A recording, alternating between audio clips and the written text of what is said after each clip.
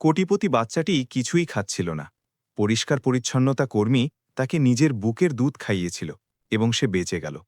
মুম্বাইয়ের সবচেয়ে ধনী ব্যক্তির সন্তান 5 দিন ধরে কিছুই খাচ্ছিল না এবং কেউ জানত না যে সেই রাতে সে আমার কোলেই মারা যাবে।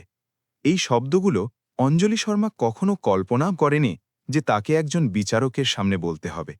কিন্তু 15ই অক্টোবরের সেই সকালে যখন সে মালাবার হেলের সিংহানিয়া প্রাসাদের মার্বেল মেঝের ধুলো পরিষ্কার করছিল, তখন সবকিছু চিরতরে বদলে গেল। অঞ্জলির বয়স ছিল 24 বছর।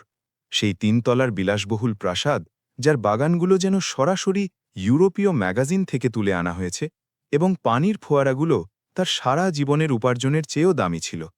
একজন গৃহপরিচারিকা হিসেবে কাজ শুরু করার মাত্র 3 মাস হয়েছিল তার।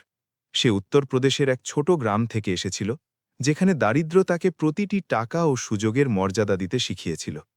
6 সপ্তাহ আগে সে এক কন্যা সন্তানের জন্ম দিয়েছিল, এক সুন্দরী শিশু যে ঈশ্বর তাকে নিজের কাছে ডেকে নেওয়ার আগে মাত্র 4 ঘণ্টা শ্বাস নিতে পেরেছিল। ব্রিজ ক্যান্ডি হাসপাতালের ডাক্তাররা বলেছিলেন যে এটি ছিল জন্মগত হৃদরোগ। অঞ্জলি এখনও তার সেই খালি দুহাতের হাহাকার অনুভব করত, যেখানে কান্নার বদলে এখন শুধুই নিস্তব্ধতা ছিল। তার শরীরে এখনও দুধ তৈরি হচ্ছিল, কিন্তু খাওয়ানোর মতো কেউ ছিল না। তার টাকার খুব দরকার ছিল। চেম্বুরে তার ছোট্ট অ্যাপার্টমেন্টের ভাড়া, লখনৌতে অসুস্থ মায়ের জন্য পাঠানো পেনশন, তাই সে সিংহানিয়াদের বাড়িতে চাকরিটি গ্রহণ করেছিল। যদিও নতুন উত্তরাধিকারীর ঘরের বিলাসবহুল দোলনাটি দেখলে তার মনে খুব কষ্ট হতো। রাজবীর সিংহানিয়া ছিলেন সিংহানিয়া এম্পায়ারের মালিক, যিনি 2000 কোটিরও বেশি স্থাবর সম্পত্তির এক সাম্রাজ্যের অধিকারী ছিলেন। তার মুখ প্রায়ই ইকোনমিক টাইমস এবং টাইমস অফ ইন্ডিয়ার প্রথম পাতায় আসত। 42 বছরের এক পুরুষ, কালো চুল, যার মধ্যে কিছু আভিজাত্যের ছাপ দেওয়া সাদা চুল ছিল, শক্ত চোয়াল এবং বাদামি চোখ, যা সামনে আসা যে কাউকে ভয় পাইয়ে দিত।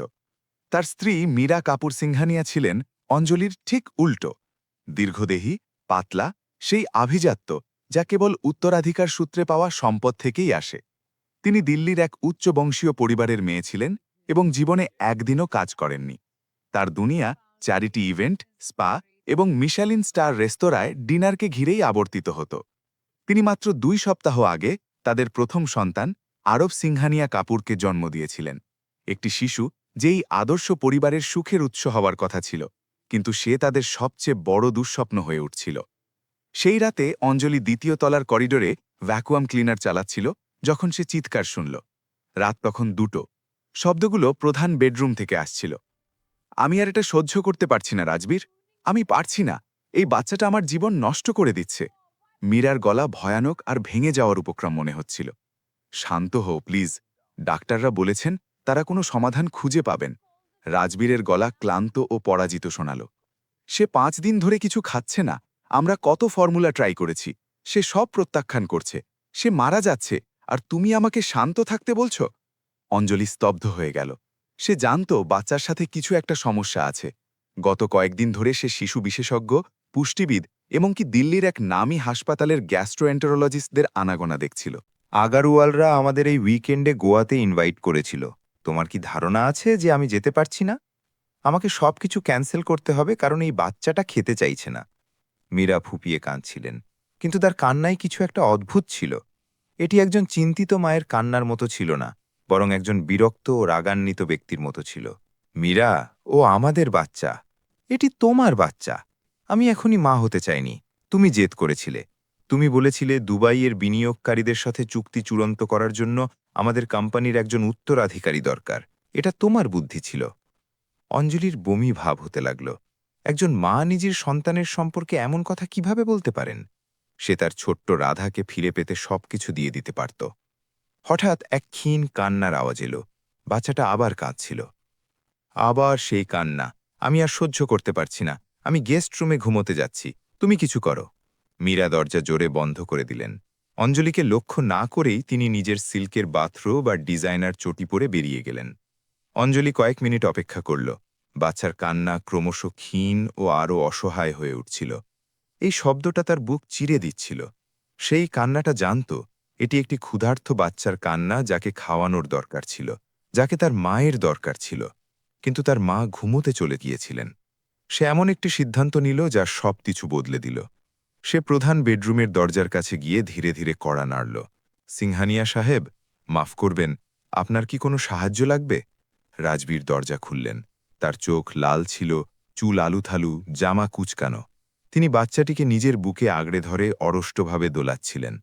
আরব খুব ছোট ছিল, খুব নাজুক। তার গায়ের রং দুশ্চিন্তার মতো ফ্যাকাশে হয়ে গিয়েছিল। অঞ্জলি, আমি জানি না কি করব। ও কিছুই খাচ্ছে না, কোনো কিছুতেই কাজ হচ্ছে না। ডাক্তাররা বলেছেন যদিও তাড়াতাড়ি খাবার গ্রহণ না করে। তার গলা বুঝে এলো। এই ক্ষমতাবান ব্যক্তি, যিনি এক সইয়ে লক্ষ লক্ষ টাকা নাড়িয়ে দিতে পারতেন, নিজের ছেলেকে বাঁচানোর অক্ষমতার সামনে ভেঙে পড়ছিলেন। আমি কি কিছু চেষ্টা করতে পারি সাহেব? অঞ্জলি সহজভাবেই নিজের হাত বাড়িয়ে দিল। রাজবীর অবাক হয়ে তাকে দেখলেন, কিন্তু অসহায়ত্ব তাকে জয় করে নিল। তিনি বাচ্চাটিকে তার হাতে তুলে দিলেন। অঞ্জলি আরবকে কোলে নিতেই এমন কিছু অনুভব করল যা সে রাধাকে হারানোর পর আর করেনি। এক অদ্ভুত টান। বাচ্চাটা মুহূর্তের জন্য কান্না থামিয়ে তার কালো চোখ দুটো খুলল। সে তাকে এমনভাবে দেখছিল যেন সে তাকে চেনে, যেন সে জানে অঞ্জলি তার কষ্ট, তার ক্ষুধা বোঝে। সিংহানিয়া সাহেব, আমি ৬ সপ্তাহ আগে একটি সন্তানের জন্ম দিয়েছিলাম। সে জন্মের কয়েক ঘণ্টা পরেই মারা গিয়েছিল। অঞ্জলির গাল বেয়ে জল গড়িয়ে পড়ল। আমার শরীরে এখনও দুধ তৈরি হচ্ছে। আপনি যদি অনুমতি দেন, ডাক্তাররা যতক্ষণ না অন্য কোনো সমাধান পাচ্ছেন, আমি আজ রাতের জন্য তাকে স্তন্যপান করানোর চেষ্টা করতে পারি। অন্তত ওর পেটে কিছু যাবে। রাজবীর স্তব্ধ হয়ে গেলেন। তিনি একবার অঞ্জলিকে দেখলেন, একবার বাচ্চাকে। তার মনে হাজারটা চিন্তা ঘুরছিল। প্রোটোকল, সামাজিক মর্যাদা, তার স্ত্রী কি বলবেন। কিন্তু তিনি তার ছেলেকে দেখলেন, যে বাচ্চাটা ৫ দিন ধরে সব খাবার ফিরিয়ে দিয়েছে, যে প্রতি মুহূর্তে দুর্বল হয়ে যাচ্ছে। দয়া করে, রাজবীর ফিসফিস করে বললেন, আমার ছেলেকে বাঁচাও। অঞ্জলি মাথা নাড়ল। বাচ্চাকে কোলে নিয়ে সে সোফায় গিয়ে বসল এবং কাঁপানো হাতে তার নীল ইউনিফর্মের ব্লাউজ ঠিক করল। সে ছোট্ট আরফকে নিজের বুকের কাছে নিয়ে এলো। যা ঘটল তা ছিল এক অলৌকিক ঘটনা। বাচ্চা তার সাথে সাথেই ধরে নিল এবং তার শরীরে যতটুকু শক্তি ছিল তা দিয়ে চুষতে শুরু করল। খাবার খাওয়া শুরু করল, বাঁচতে শুরু করল। রাজবীর একটি চেয়ারে বসে পড়লেন এবং হাত দিয়ে নিজের মুখ ঢেকে নিলেন। তিনি কাঁদছিলেন, স্বস্তি, কৃতজ্ঞতা আর সেই সব আবেগ থেকে কাঁদছিলেন যা তিনি সামলাতে পারছিলেন না। অঞ্জলি বাচ্চাকে খাবার খেতে দেখছিল। সে অনুভব করছিল যে তার বুকের সেই ভয়াবহ শূন্যতা যেন আবার পূর্ণ হতে শুরু করেছে। সে রাধা ছিল না, সে কখনো তার নিজের মেয়ের জায়গা নিতে পারবে না। কিন্তু সেই মুহূর্তে ওই বাচ্চাটিকে ধরে রেখে সে অনুভব করল যে হয়তো তারা একে অপরকে বাঁচাতে পারে। আরব ২০ মিনিট ধরে খেল। যখন সে শেষ করল, তার ঠোঁট দুধে ভেজা ছিল এবং মুখে এক পরম শান্তির ছাপ ছিল। সে অঞ্জলির কোলেই ঘুমিয়ে পড়ল। ৫ দিনে প্রথমবার কোটিপতি বাচ্চাটি তৃপ্ত ছিল। কিন্তু রাজবীর বা অঞ্জলি কারোরই ধারণা ছিল না যে ভালোবাসার এই কাজ থেকে এমন এক তুফান উঠবে যা সব রহস্য ধ্বংস করে দেবে। কারণ মীরা কপুর সিংহানিয়া এক সাধারণ কাজের মেয়েকে তার ছেলের রক্ষাকর্তা হতে দিতে রাজি ছিলেন না। আর অন্য কিছুও ছিল যা রাজবীর তখনও জানতেন না। আরবের রক্তে এক রহস্য ছিল, একটি রহস্য যা বলতো যে কেন সে অঞ্জলি ছাড়া সবার খাবার প্রত্যাখ্যান করছিল। সকালের প্রথম আলো জানলা দিয়ে আসছিল যখন মীরা গেস্টরুমে জেগে উঠলেন। সকাল ৭টা বেজেছিল এবং ১ সপ্তাহের মধ্যে প্রথমবার তিনি টানা ৬ ঘণ্টা ঘুমাতে পেরেছিলেন। তিনি আয়নায় দেখলেন, ৩৮ বছর বয়স হলেও বিভিন্ন ট্রিটমেন্টের কারণে তাকে অনেক কম বয়সী দেখাত। তার কাছে আরব ছিল সন্তানের চেয়ে বেশি একটি ব্যবসায়িক প্রয়োজন। তিনি নিজের ইটালিয়ান বাথরোব পরে প্রধান বেডরুমের দিকে গেলেন। ভেবেছিলেন রাজবীরকে ক্লান্ত এবং বাচ্চাকে আগের মতোই কান্নারত অবস্থায় পাবেন। কিন্তু যা দেখলেন তাতে তিনি স্তব্ধ হয়ে গেলেন। রাজবীর জানলার পাশে সোফায় ঘুমিয়ে আছেন এবং রকিং চেয়ারে অঞ্জলি আরফকে কোলে নিয়ে বসে আছে। বাচ্চা গভীর ঘুমে আচ্ছন্ন। এইসব কি আজেবাজে কাণ্ড চলছে? মীরার গলা ঘরের নিস্তব্ধতায় ফেটে পড়ল। রাজবীর চমকে উঠলেন। অঞ্জলি ভয় পেয়ে চোখ খুলল এবং বাচ্চাকে আগলে ধরল। মীরা, আমি সব বোঝাতে পারি। রাজবীর দ্রুত উঠে দাঁড়ালেন। কি বোঝাতে পারো? এই মহিলা আমাদের রুমে কেন? আমার বাচ্চাকে কেন ধরে আছে? মীরা রাগে ফেটে পড়লেন। বাচ্চাটা মারা যাচ্ছিল মীরা। আরব ৫ দিন ধরে কিছু খায়নি, কোনো ফর্মুলাই কাজ করছিল না। অঞ্জলি সাহায্য করেছে। কি ধরনের সাহায্য? মীরা চরম ঘৃণা ভরে অঞ্জলিকে দেখলেন। তিনি ইউনিফর্মের ব্লাউজে দুধের দাগ দেখে সব বুঝে ফেললেন। না না না, তুমি বলছো যে তুমি এই কাজের মেয়েকে আমাদের ছেলেকে স্তন্যপান করানোর অনুমতি দিলে? তুমি কি পাগল হয়ে গেছো? আমি ওর জীবন বাঁচাচ্ছিলাম, রাজবীর চিৎকার করে বললেন। তুমি কি বুঝতে পারছো লোক জানাজানি হলে কি হবে? কাপুর ফ্যামিলি, ইনভেস্টররা, আমাদের বন্ধুরা, এটা একটা স্ক্যান্ডেল হবে। অঞ্জলি ধীরে ধীরে উঠে দাঁড়াল। আরব তখনও তার কোলে। সিংহানিয়া ম্যাডাম, আমি শুধু সাহায্য করতে চেয়েছিলাম। বাচ্চার খিদে পেয়েছিল।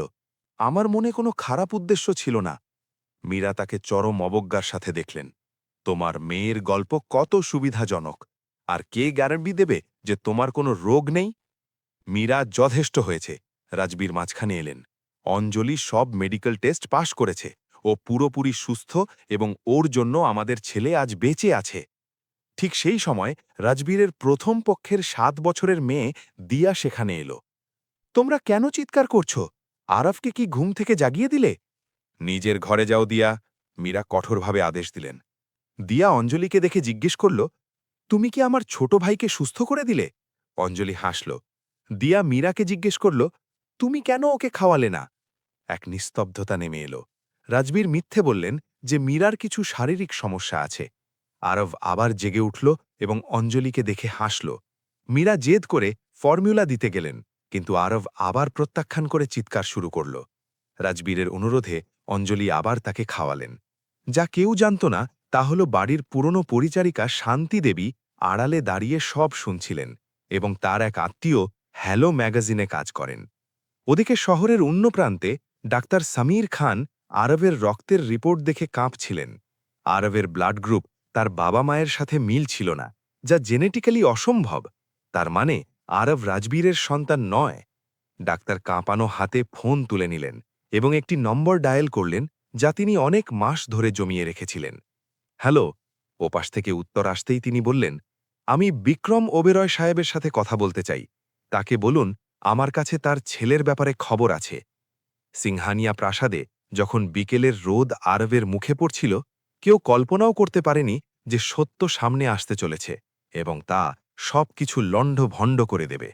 বিক্রম ওবেরয় তখন মুম্বাইয়ের একটি রেস্তোরাঁয় লাঞ্চ করছিলেন যখন ডাক্তারের ফোনটি এলো। সে ওবেরয় ইনভেস্টমেন্টসের প্রধান অংশীদার ছিল। সিংহানিয়া সাম্রাজ্যের প্রধান প্রতিযোগী ৪৫ বছরের এক ব্যক্তি, যার বাদামি চুল, অ্যাথলেটিক শরীর আর এক হাসি যা মুম্বাইয়ের উচ্চ সমাজের ডজন ডজন বিবাহিত মহিলার মন জয় করে নিয়েছিল, যার মধ্যে মীরা কাপুর সিংহানিয়াও সামিল ছিল। তুমি কি পুরোপুরি নিশ্চিত? বিক্রম নিচু স্বরে জিজ্ঞেস করল, নিজের টেবিল থেকে উঠে রেস্তোরাঁর ব্যক্তিগত বাথরুমের দিকে যেতে যেতে। বিশ্লেষণ মিথ্যে বলে না ওবেরয় সাহেব। বাচ্চার এবি নেগেটিভ ব্লাড গ্রুপ কেবল আপনার জিন থেকেই আসতে পারে। রাজবীর সিংহানিয়ার ও পজিটিভ। জৈবিকভাবে তার বাবা হওয়া অসম্ভব। বিক্রম সেই বাথরুমের মার্বেলের দেয়ালের আয়ে হেলান দিয়ে দাঁড়াল। তথ্যটি মনে মনে সাজিয়ে নিল। 10 মাস আগে মীরার সাথে তার এক উত্তাল সম্পর্ক ছিল। তারা তাজ প্যালেস হোটেলে এক চ্যারিটি অনুষ্ঠানে দেখা করেছিল। সে তার নিখুঁত ও একঘেয়ে বিয়ের জীবনে বিরক্ত হয়ে উঠেছিল। বিক্রম নিজের সবচেয়ে বড় ব্যবসায়িক প্রতিদ্বন্দ্বীর স্ত্রীকে জেতার চিন্তায় মুগ্ধ ছিল, যা একটি বিজয়জনক খেলা হিসাবে শুরু হয়েছিল। বান্দ্রা ওয়েস্টের এক গোপন অ্যাপার্টমেন্টে সাপ্তাহিক সাক্ষাতে তা বদলে গিয়েছিল। মীরা তাকে বলেছিল যে সে গর্ভনিরোধক নিচ্ছে। পরিষ্কারভাবে সে মিথ্যে বলেছিল, অথবা অসতর্ক ছিল। এটা কতজন জানে? বিক্রম জিজ্ঞেস করল। এখনও কেবল আমি, কিন্তু আমাকে পুরো রিপোর্ট হাসপাতালে দিতে হবে। ব্লাড গ্রুপের অসঙ্গতি থাকলে এটাই প্রোটোকল। অন্য কেউ শেষ পর্যন্ত এটা দেখে নেবেই। তোমার কত চাই? লাইনের ওপাশে এক নিস্তব্ধতা ছেয়ে গেল। তারপর ডক্টর খান তার চুপ থাকা ও মেডিকেল রেকর্ডে পরিবর্তনের জন্য ৫০ লাখ টাকা চাইলেন। হয়ে যাবে, বিক্রম বলল। আমি আজ বিকেলে তোমাকে ট্রান্সফার করে দেব। কিন্তু আমার কথা মন দিয়ে শোনো খান, যদি এর একটা শব্দও ফাঁস হয় তবে তুমি কেবল তোমার মেডিকেল লাইসেন্সই হারাবে না। আমার এমন যোগাযোগ আছে যারা তোমার জীবন খুব কঠিন করে দিতে পারে। বুঝেছ? বুঝেছি ওবেরয় সাহেব। বিক্রম ফোন কেটে দিল এবং আয়নায় নিজেকে দেখল। তার একটি ছেলে ছিল, এক উত্তরাধিকারী। যে বাচ্চাটি সিংহানিয়া পদবি বহন করছিল সে আসলে তার ছিল। বিড়ম্বনাটি যেমন সুস্বাদু তেমনি ভয়ঙ্কর ছিল। ইতিমধ্যে মালাবার হিলের প্রাসাদে অঞ্জলিকে সাময়িকভাবে আরবের নার্সারির ওই তলাতেই একটি স্টাফ রুমে স্থানান্তর করা হয়েছিল। রাজবীর জেদ ধরেছিল, যদি বাচ্চা কেবল তার দুধ গ্রহণ করে তবে তাকে ২৪ ঘণ্টা নিজের কাছে রাখা দরকার ছিল। মীরা এই প্রস্তাবে ফেটে পড়েছিল। তুমি আশা করছো যে এই মহিলা আমাদের ফ্লোরে পারিবারিক রুমে থাকবে? এটা সাময়িক মীরা, যতক্ষণ না আমরা কোনো সমাধান খুঁজে পাচ্ছি। সমাধান হলো এমন একটা ফর্মুলা খুঁজে বের করা যা কাজ করবে। মেহতা কাল আসছেন, তিনি এটা সমাধান করে দেবেন। কিন্তু ভেতর থেকে মীরা জানত যে কোনো ফর্মুলাই কাজ করবে না।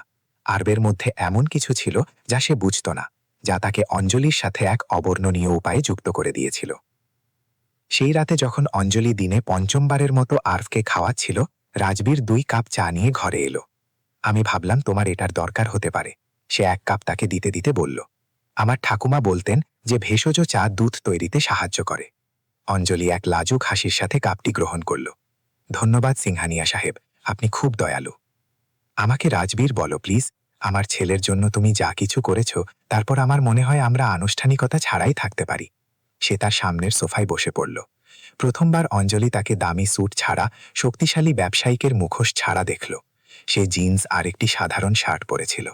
তাকে ক্লান্ত ও সাধারণ মানুষ বলে মনে হচ্ছিল। তোমার মেয়ের নাম কি ছিল? রাজবীর ধীরে থেকে জিজ্ঞেস করল। অঞ্জলি গলায় পরিচিত এক দলা অনুভব করল। রাধা। রাধা শর্মার জন্ম 28শে আগস্ট রাত 3টে হয়েছিল। তার ওজন ছিল 2.9 কেজি। তার চুল আমার মতো কালো ছিল, আর চোখ, আমি কখনো জানতে পারিনি তার চোখের রং কেমন হবে। সে চোখ খোলার আগেই সেগুলো চিরতরে বন্ধ করে দিয়েছিল। আমি খুব দুঃখিত অঞ্জলি।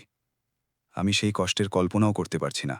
মনে হয় যেন আমার একটা অংশ তার সাথে মরে গিয়েছে। ডাক্তাররা বলেছিলেন তার হার্ট ঠিকমতো তৈরি হয়নি, কিছুই করার ছিল না। কিন্তু আমি 9 মাস ধরে তাকে নিজের ভেতরে অনুভব করেছি। আমি তার হৃৎস্পন্দন শুনেছিলাম, আমি তার ভবিষ্যতে স্বপ্ন দেখেছিলাম। আর তারপর কয়েক ঘন্টার মধ্যে সবকিছু উধাও হয়ে গেল। রাজবীর সামনের দিকে ঝুঁকে নিজের কই হাঁটুতে ঠেকাল। বাবা? কোনো বাবা নেই? ঠিক আছে। হ্যাঁ, সে আছে, কিন্তু সে চলে গিয়েছে যখন আমি তাকে বললাম যে আমি গর্ভবতী। সে সেই রেস্তোরাঁয় একজন ওয়েটার ছিল যেখানে আমি আগে কাজ করতাম। সে বলল সে বাবা হওয়ার জন্য তৈরি নয়। সে খুব ছোট ছিল, সে 26 বছরের ছিল। অঞ্জলি নীরসভাবে হাসল। আমি 24 বছরের ছিলাম আর ভয় পেয়েছি, কিন্তু আমি পালিয়ে যাইনি। তুমি খুব সাহসী। আমি সাহসী নয়। আমি কেবল তাই করছি যা আমাকে বেঁচে থাকার জন্য করতে হবে। যেমন মুম্বাই আসা, অন্যদের বাড়িতে কাজ করা, সেই সব মানুষের বাথরুম পরিষ্কার করা যারা আমার চোখের দিকেও তাকায় না। আমি তোমার চোখের দিকে তাকাচ্ছি, রাজবীর বলল। এবং এটা সত্যি ছিল। তার বাদামি চোখ অঞ্জলির দিকে এমন এক তীব্রতায় তাকিয়েছিল যে তার অস্বস্তি আর আরাম দুটোই একসাথে অনুভব হচ্ছিল। আরুফ খাওয়া শেষ করল এবং ধীরে করে একটা ঢেকুর তুলল। অঞ্জলি হাসল এবং তাকে নিজের কোলে দোলাল। বাচ্চাটা তার দিকে পরম অনুরাগের সাথে তাকিয়েছিল। তার ছোট্ট আঙুলগুলো অঞ্জলির নীল ব্লাউজটা শক্ত করে ধরেছিল। এটা অদ্ভুত, অঞ্জলি বিড়বিড় করল। যখন আমি তাকে খাওয়াই তখন আমার মনে হয় যেন রাধা কোনোভাবে এখানেই আছে, যেন আরভের মাধ্যমে সে অল্প সময়ের জন্য বেঁচে আছে। রাজবীর চায়ে চুমুক দিল। দৃশ্যটিতে গভীর কিছু একটা ছিল। এই তরুণী মহিলা যে সবকিছু হারিয়েছিল, সে নিজের ছেলেকে এক উদারতার সাথে জীবন দিচ্ছিল, যার কোনো বাধ্যবাধকতা তার ছিল না। আমি তোমাকে বেশি পারিশ্রমিক দেব, সে হঠাৎ বলল। তোমার বর্তমান বেতনের 3 গুণ, এবং তোমাকে ব্যক্তিগত চিকিৎসা বীমা, সবেতন ছুটি, যা কিছু তোমার চাই। আপনাকে এমনটা করতে হবে না রাজবীর সাহেব। আমি এটা করছি কারণ আমি সাহায্য করতে চাই, আমি জানি, এবং ঠিক সেই কারণেই আমি এটা করতে চাই। তুমি, সে সঠিক শব্দের সন্ধান করল, তুমি ঠিক সেই ধরনের মানুষ যার আরভের নিজের জীবনে প্রয়োজন আছে। সেই সময় দরজা সজোরে খুলে গেল। এটা মীরা ছিল, লুলুলেমন স্পোর্টসওয়্যারের সেটে, যার দাম অঞ্জলির মাসিক বেতনের চেয়েও বেশি। সে সবেমাত্র তার ব্যক্তিগত পাইলটস ক্লাস থেকে ফিরেছিল। কি হৃদয়স্পর্শী দৃশ্য! সে ব্যঙ্গ করে বলল, বাড়ির মালিক কাজের মেয়ের সাথে চা খাচ্ছে। এখন কি রাজবীর? একসাথে ডিনার? হয়তো থিয়েটারে যাবে। মীরা, শুরু করো না। না রাজবীর, তুমি শুরু করো না। এটা ইতিমধ্যেই যথেষ্ট অপমানজনক যে এই মহিলা আমাদের ছেলেকে স্তন্যপান করাচ্ছে। এখন তোমাকে ওকে নিজের মনের কথা বলার সঙ্গীও বানাতে হবে। অঞ্জলি আরভাকে নিজের কাঁধে ঘুম পাড়ানো অবস্থায় দাঁড়িয়ে পড়ল। মাফ করবেন ম্যাডাম, আমার উদ্দেশ্য কোনো ঝামেলা করার ছিল না। আমি বাচ্চাকে তার দোলনায় নিয়ে যাচ্ছি। কিন্তু মীরা তার পথ আটকে দাঁড়ালো। জানো কি, আমি এতে ক্লান্ত হয়ে পড়েছি। তোমাকে নিজের বাড়িতে, নিজের ফ্লোরে, নিজের ছেলের সাথে দেখে আমি ক্লান্ত। কাল ডক্টর মেহতা আসছেন, এবং যখন তিনি সমাধান খুঁজে পাবেন তখন তুমি আবার মেঝে পরিষ্কার করতে চলে যাবে যেটার জন্য তুমি জন্মেছ। মীরা, থামো। রাজবীর রেগে দাঁড়িয়ে পড়ল। অঞ্জলি, সেই কারণ যার জন্য আমাদের ছেলে বেঁচে আছে। একটু কৃতজ্ঞতা দেখাও। কৃতজ্ঞতা কিসের জন্য? এমন কিছু করার জন্য যা আমার করা উচিত ছিল। আমাকে ক্রমাগত এটা মনে করিয়ে দেওয়ার জন্য ধন্যবাদ যে আমি মা হিসেবে ব্যর্থ হয়েছি। কেউ এমনটা বলছে না, তাদের বলার দরকার নেই। আমি এটা সবার চোখে দেখি, তোমার চোখে, তোমার মেয়ে দিয়ার চোখে, কর্মচারীদের চোখে। সবাই ভাবে আমি এক ভয়ঙ্কর মা, কারণ আমার ছেলে আমার দুধ চায়নি। প্রথমবার অঞ্জলি মীরার চোখে দুর্বলতার মতো কিছু দেখল। এটা কেবল অহংকার বা নিষ্ঠুরতা ছিল না, তাতে কষ্ট ছিল, লজ্জা ছিল, সেই ধরনের ক্ষত যা এক অদ্ভুত অক্ষমতা থেকে আসে, যা একজন মহিলার স্বাভাবিকভাবে করা উচিত। সিংহানিয়া ম্যাডাম, অঞ্জলি ধীরে থেকে বলল, কেউ এমনটা ভাবে না। কখনো কখনো বাচ্চারা জেদি হয়। আমার তুতো বোনের ছেলের সাথেও একই সমস্যা হয়েছিল। এর মানে এই নয় যে আপনি একজন খারাপ মা। আমার তোমার দয়ার দরকার নেই, মীরা ঘৃণা ভরে বলল, আর আমার নিশ্চিতভাবে তোমার মাতৃত্বের উপদেশের দরকার নেই। তুমি নিজের বাচ্চাকে হারিয়েছ, আমার কাছে এখনও আমার বাচ্চা আছে, আমরা সমান নই। শব্দগুলো ছুরির মতো বিঁধল। অঞ্জলির মুখ বিবর্ণ হয়ে গেল। প্রতিটি অক্ষর যেন শারীরিক চড় হিসেবে অনুভব করল। রাজবীর এই বক্তব্যের নিষ্ঠুরতায় স্তব্ধ হয়ে গেল। এখান থেকে যাও মীরা, রাজবীর বিপজ্জনকভাবে শান্ত স্বরে বলল। এটা আমার বাড়ি, এটা আমাদের বাড়ি, আর আমি সহ্য করব না যে তুমি সেই ব্যক্তির সাথে এভাবে কথা বলো যে কেবল দয়া দেখিয়েছে। আমি এমন কিছু বলার আগে যার জন্য আমাকে আফসোস করতে হবে, এখান থেকে যাও। মীরা সেই দুজনের দিকে চরম ঘৃণা ভরে দেখল। তারপর তার অভিব্যক্তি আরও বিপজ্জনক কিছুতে বদলে গেল। ঠিক আছে, আমি যাচ্ছি, কিন্তু এটা জেনে রাখো, কাল যখন ডক্টর মেহতা আসবেন তখন আমি পুরো তদন্তের দাবি জানাব। আমার blood test, forensic report, criminal record চাই। যদি এই মহিলা আমার ছেলের কাছে থাকে তবে আমি নিশ্চিত করব যে তার অতীতে যেন অদ্ভুত কিছু না থাকে। অদ্ভুত কিছু নেই, অঞ্জলি মর্যাদার সাথে বলল। আপনি যা খুশি তদন্ত করতে পারেন, তা আমি করবই, এবং যখন আমি কিছু খুঁজে পাব, কারণ তোমাদের মতো লোকেদের সাথে সব সময় কিছু না কিছু থাকে, তখন আমি তোমাকে এই বাড়ি থেকে বের করে দেব এবং নিশ্চিত করব যে তুমি মুম্বাইয়ের কোনো সভ্য বাড়িতে আর কখনো কাজ না করতে পারো। সে দরজা এত জোরে বন্ধ করে বাইরে বেরোল যে আরফ জেগে উঠে কাটতে শুরু করল। যখন অঞ্জলি তাকে ধীরে ধীরে দুলিয়ে শান্ত করছিল, রাজবীর বন্ধ দরজার দিকে তাকিয়ে থাকল। তাদের বিয়ে বছরের পর বছর ধরে একটা নাটক ছিল, কিন্তু এখন ফাটলগুলো গভীর গর্তে বদলে যাচ্ছিল। যা তারা জানত না তা হলো হাউসকিপার শান্তি দেবী পুরো কথা শুনেছিল, আর সেই রাতেই তার ভাইজি হ্যালো ডিজিটাল পোর্টালে একটি নিবন্ধ প্রকাশ করবে। উচ্চ সমাজে কেলেঙ্কারি। রাজবীর সিংহানিয়ার স্ত্রী নিজের ছেলেকে স্তন্যপান করাতে অস্বীকার করলেন। গৃহপরিচারিকা কোটিপতি উত্তরাধিকারীর দুধ মা হলেন। পরের দিন সকাল পর্যন্ত রাজবীরের ফোন বাজা বন্ধ হবে না, এবং বিক্রম ওবেরয় ব্রেকফাস্ট করতে করতে খবরটি পড়বে আর তৃপ্তির হাসি হাসবে। তার পরিকল্পনা রূপ নিচ্ছে। শীঘ্রই, খুব শীঘ্রই সে নিজের জিনিস ফিরে পাবে। এই কেলেঙ্কারি ভারতীয় সোশ্যাল মিডিয়ায় বোমার মতো ফাটল। সকাল ৮টা নাগাদ কোটিপতি বাচ্চা টুইটারে ট্রেন্ড করছিল। মায়েদের ফোরামে তুমুল বিতর্ক চলছিল। কেউ অঞ্জলিকে এক আধুনিক নায়িকা হিসাবে সমর্থন করছিল, আবার কেউ তাকে সুযোগ সন্ধানী ভাগ্য অন্বেষণকারী বলছিল। এমনকি কেউ কেউ তাকে সবকিছুর পরিকল্পনা করার অপবাদও দিচ্ছিল। রাজবীর এই নিবন্ধটির কথা জানতে পারল যখন তার পার্সোনাল অ্যাসিস্ট্যান্ট রোহান তাকে সকাল 7:30টায় ফোন করল। সিংহানিয়া সাহেব, আমাদের একটি সমস্যা হয়েছে, একটি খুব বড় সমস্যা। নিজের মোবাইলের স্ক্রিনে রাজবীর শিরোনামটি পড়ল। গৃহপরিচারিকা কোটিপতি রাজবীর সিংহানিয়ার ছেলেকে স্তন্যপান করালেন যখন তার স্ত্রী অস্বীকার করলেন। নিবন্ধের সাথে একটি ঝাপসা ছবি ছিল। স্পষ্টতই বাগানের কোনো দিক থেকে টেলিফোটো লেন্স দিয়ে তোলা হয়েছিল, যাতে অঞ্জলি রকিং চেয়ারে জানলার কাছে আরফকে কোলে নিয়ে বসে থাকতে দেখা যাচ্ছিল। স্তন্যপানের কাজটা স্পষ্টতই দেখা যাচ্ছিল না, কিন্তু পরিস্থিতি আর প্রেক্ষাপট অকাট্য ছিল। তারা এটা কিভাবে পেল? রাজবীর গর্জে উঠল। সোশ্যাল মিডিয়ায় তোলপাড় শুরু হয়েছে সাহেব। আন্তর্জাতিক মিডিয়াও গল্পটি লুফে নিচ্ছে। CNN হিন্দি, BBC হিন্দি, এমনকি নিউ ইয়র্ক টাইমসও বিবৃতির জন্য অনুরোধ করছে। রাজবীর মার্বেলের সিঁড়ি দিয়ে 2 ধাপ করে নিচে এলো। সে মীরাকে রান্নাঘরে পেল। নিজের সকালের গ্রিন জুস খেতে খেতে আইপ্যাড দেখছিল। তার মুখ রাগে সাদা হয়ে গিয়েছিল। তুমি কি এটা দেখেছ? সে রাজবীরকে অভ্যর্থনা না জানিয়েই জিজ্ঞেস করল। আমি এইমাত্র জানতে পারলাম মীরা, আমাদের এটা সাবধানে সামলাতে হবে। একটা ভুল বিবৃতি রাজবীর, আমরা পুরো ভারতের কাছে হাসির পাত্র হচ্ছি। আমার সখীরা আমাকে ইতিমধ্যেই 20টা মেসেজ পাঠিয়েছে। চ্যারিটি ক্লাবের প্রেসিডেন্ট এইমাত্র আমাকে সমর্থন জানাতে ফোন করেছেন, যা তাদের গসিপ করার এক সুন্দর কায়দা। রান্নাঘরের দরজা খুলল। অঞ্জলি আরফকে নিয়ে ভেতরে এলো, যে এইমাত্র ঘুম থেকে উঠেছিল।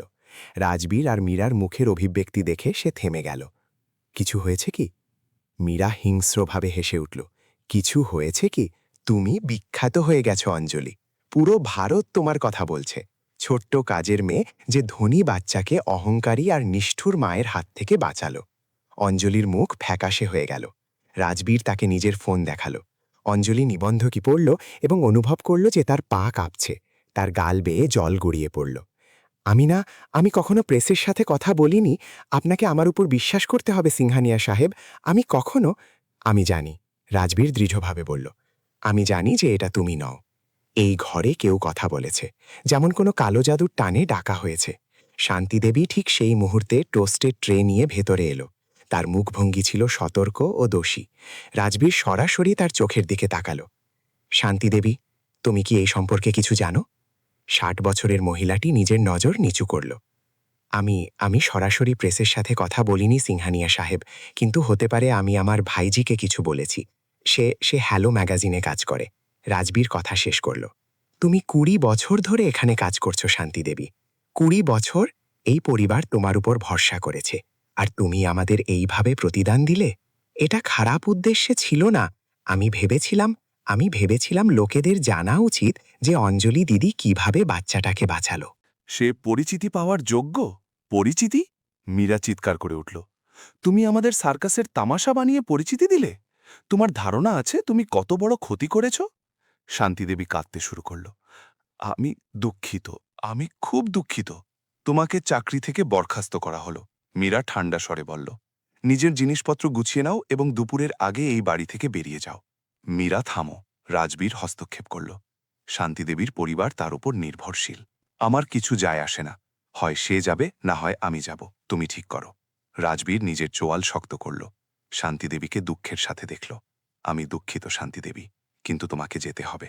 আমরা তোমাকে ৩ মাসের বেতন আর একটি প্রশংসাপত্র দেব, কিন্তু এরপর তুমি থাকতে পারবে না। শান্তিদেবী কাঁদতে কাঁদতে মাথা নাড়ল এবং রান্নাঘর থেকে বেরিয়ে গেল। ঠিক সেই সময় প্রাসাদের কলিং বেল বেজে উঠল। ইনি ছিলেন ডক্টর আলবার্টো মেহতা, ভারতীয় রাজকীয় পরিবারের শিশু বিশেষজ্ঞ। ৬০ বছরের পুরো সাদা চুলের এক ব্যক্তি এবং এক অমলিন সম্মানের অধিকারী।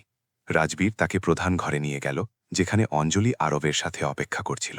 ডক্টর মেহতা, এত অল্প সময়ের নোটিশে আসার জন্য ধন্যবাদ। অবশ্যই রাজবীর, আমি পরিস্থিতি সম্পর্কে শুনেছি, বেশ অস্বাভাবিক। তিনি অঞ্জলিকে পেশাদার কৌতূহল নিয়ে দেখলেন, বিচারের চোখে নয়। আপনি সেই মহিলা হবেন যে ছোট্ট বাচ্চাটিকে খাওয়াচ্ছেন? হ্যাঁ ডাক্তার, আমার নাম অঞ্জলি শর্মা। ডাক্তার আরফকে খুব সাবধানে পরীক্ষা করলেন। তার হার্টবিট, তার ওজন, চামড়ার রং সবকিছু দেখলেন। ২০ মিনিট পর তিনি নিজের স্টেথোস্কোপ সরিয়ে নিলেন এবং হাসলেন। এই বাচ্চাটি চমৎকার স্বাস্থ্যকর অবস্থায় আছে। গত ৩ দিনে সে ২০০ গ্রাম ওজন বাড়িয়েছে, যা উল্লেখযোগ্য। তার শারীরিক লক্ষণ সব ঠিক আছে। তাহলে সে কোনো ফর্মুলা কেন মানছে না? মীরা জিজ্ঞেস করল। এমন ঘটনা দেখা যায় যেখানে বাচ্চারা খুব নির্দিষ্ট কিছু পছন্দ করে ফেলে। কিছু বাচ্চার কিছু স্বাদ বা এমনকি তাপমাত্রাও প্রত্যাখ্যান করে। বিরল ক্ষেত্রে যে তাদের খাওয়ায় তার সাথে মানসিক যোগাযোগও গুরুত্বপূর্ণ ভূমিকা পালন করে। তিনি অঞ্জলিকে দেখলেন। পরিষ্কারভাবে এই বাচ্চাটি তোমার সাথে সুরক্ষিত বোধ করে। কিন্তু কোনো ফর্মুলা নিশ্চয়ই থাকবে যা কাজ করবে? মীরা জেদ ধরল। আমরা চেষ্টা করতে পারি। আমার কাছে বিশেষ ফর্মুলা আছে যা সাধারণত বাজারে পাওয়া যায় না। তবে আমাকে আপনাদের সাথে সততা বজায় রাখতে হবে। তিনি রাজবীর আর মীরার দিকে ফিরলেন। যদি বাচ্চা মায়ের দুধে বাড়তে থাকে, তবে সেটাই সবচেয়ে ভালো পুষ্টির বিকল্প। কোনো ফর্মুলা যত উন্নতই হোক না কেন, মানুষের দুধের অ্যান্টিবডি আর পুষ্টিগুণ পুরোপুরি নকল করতে পারে না। কিন্তু এটা অনির্দিষ্টকাল ধরে চলতে পারে না, মীরা প্রতিবাদ করল। এটা অনুচিত। একটা বাচ্চার জীবন বাঁচানো অনুচিত? ডক্টর মেহতা তাকে কঠোরভাবে দেখলেন। সিংহানিয়া ম্যাডাম, আমি আমার ৪০ বছরের চিকিৎসা জীবনে অনেক কিছু দেখেছি, এবং আমি আপনাকে নিশ্চিত করছি যে এক দয়ালু মহিলা নিজের দুধ এক অভাবী বাচ্চার সাথে ভাগ করে নিচ্ছে, এটা অস্বাভাবিক নয়। এটা আসলে আমার দেখা সবচেয়ে সুন্দর আর মানবিক জিনিসগুলোর মধ্যে একটি। মীরা নিজের ঠোঁট কামড়ালো, কিন্তু কিছু বলল না। আমার পেশাদার সুপারিশ হলো বর্তমান ব্যবস্থা চালিয়ে যান, অন্তত আরও ২ মাসের জন্য। ততক্ষণ পর্যন্ত আরব শক্ত খাবার খেতে শুরু করবে এবং পরিবর্তন সহজ হবে। ইতিমধ্যে আমরা ধীরে ধীরে প্রতিদিন একটি করে বোতল চালু করার চেষ্টা করব, যাতে সে অভ্যস্ত হয়। রাজবীর মাথা নাড়ল। ধন্যবাদ ডাক্তার। ডক্টর মেহতা চলে যাওয়ার পর মীরা রাজবীরের দিকে ফিরল। তার চোখ যেন আগুন ঝরাচ্ছিল। ২ মাস? সে চায় এটা আরও ২ মাস চলুক। এটা আরবের জন্য সবচেয়ে ভালো। আর আমার জন্য কি সবচেয়ে ভালো? আমাদের জন্য, আমাদের সম্মানের জন্য। আমাদের সম্মান ফিরে আসবে। আমাদের ছেলের কোনো বিকল্প নেই। মীরা টেবিল থেকে নিজের হারমিজের ব্যাগটি তুলে নিল। আমি দিল্লি যাচ্ছি। আমি কয়েকদিনের জন্য আমার বাবা মায়ের সাথে থাকব। আমি এখানে থাকতে পারবো না। যখন পুরো মুম্বাই আমাকে সেই মা হিসেবে কথা বলছে যে নিজের বাচ্চাকে ছেড়ে দিয়েছে, কেউ এমনটা বলছে না, সবাই ভাবছে। আর তুমি? সে অঞ্জলির দিকে ইশারা করল, যে পুরো কথার সময় চুপ করেছিল। তুমি এখানে আমার ঘরে থাকবে, আমার ছেলেকে খাওয়াবে, আমার জায়গা নেবে। সিংহানিয়া ম্যাডাম, আমি কখনো... অঞ্জলি শুরু করল, আমার সাথে কথা বলো না, আমি তোমার আওয়াজ শুনতে চাই না। মীরা এত জোরে দরজা বন্ধ করল যে দেয়ালে টাঙানো ছবিগুলো নড়ে উঠল। রাজবীর সোফায় ভেঙে পড়ল, নিজের হাত দিয়ে নিজের মুখ ঠেকে নিল। আরাভ এই সব নাটক থেকে দূরে অঞ্জলির কোলে শান্তিতে ঘুমাচ্ছিল। আমি দুঃখিত, রাজবীর ফিসফিস করে বলল। আমি দুঃখিত যে তোমাকে এই সব সইতে হচ্ছে। এতে তোমার কোনো ভুল নেই। হয়তো আমার চলে যাওয়া উচিত, অন্য কোনো কাজ খুঁজে নেওয়া উচিত। আপনারা কোনো পেশাদার দুধমা খুঁজে নিতে পারেন। কেউ যে... না, রাজবীর ওপরের দিকে তাকালো। যেও না, আরাভের তোমাকে দরকার, আর আমারও তোমাকে এখানে দরকার। তার বলার ধরনে এমন কিছু ছিল যে অঞ্জলির হৃদস্পন্দন থামিয়ে দিল। এটা উচিত ছিল না। সে তার মালিক ছিল, একজন বিবাহিত পুরুষ, একজন কোটিপতি। সে উত্তরপ্রদেশের এক ভুলে যাওয়া গ্রামের এক সাধারণ গৃহপরিচারিকা।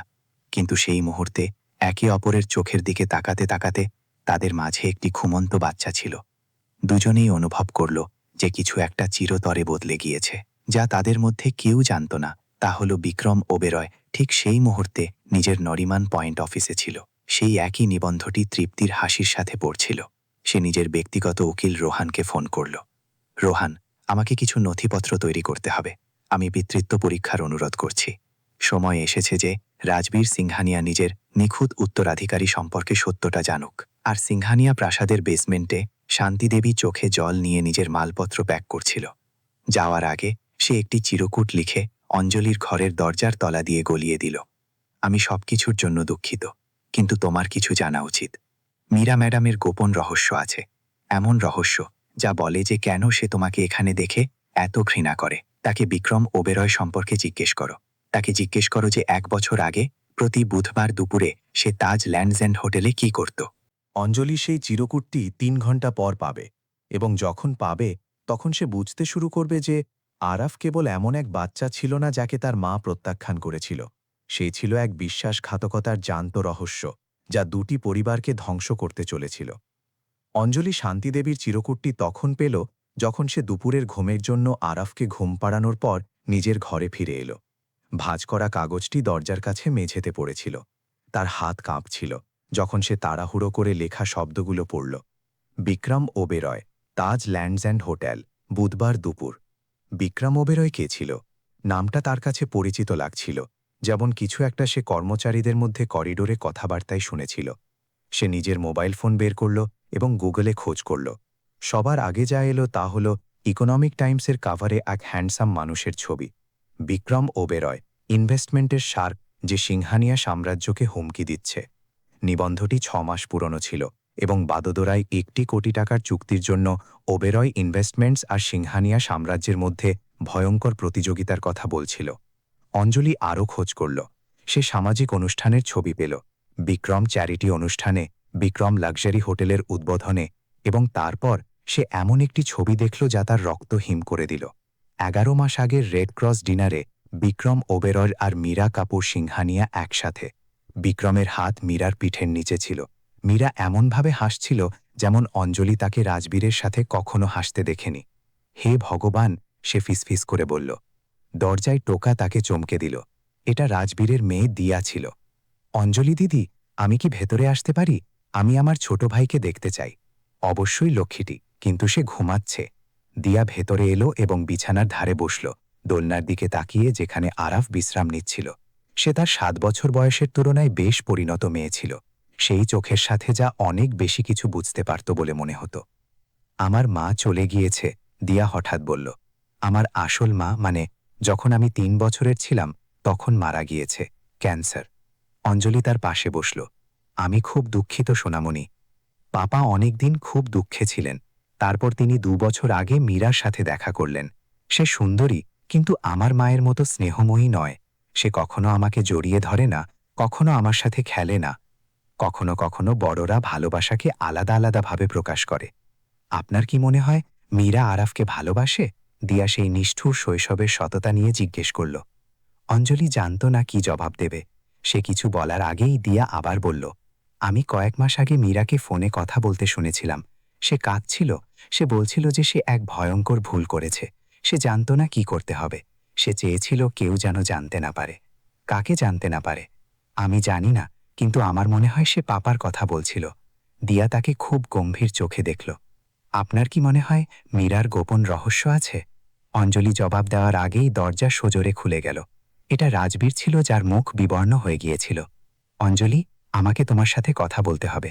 দিয়া, দয়া করে নিজের ঘরে যাও। কিন্তু পাপা? এখনই রাজকুমারী।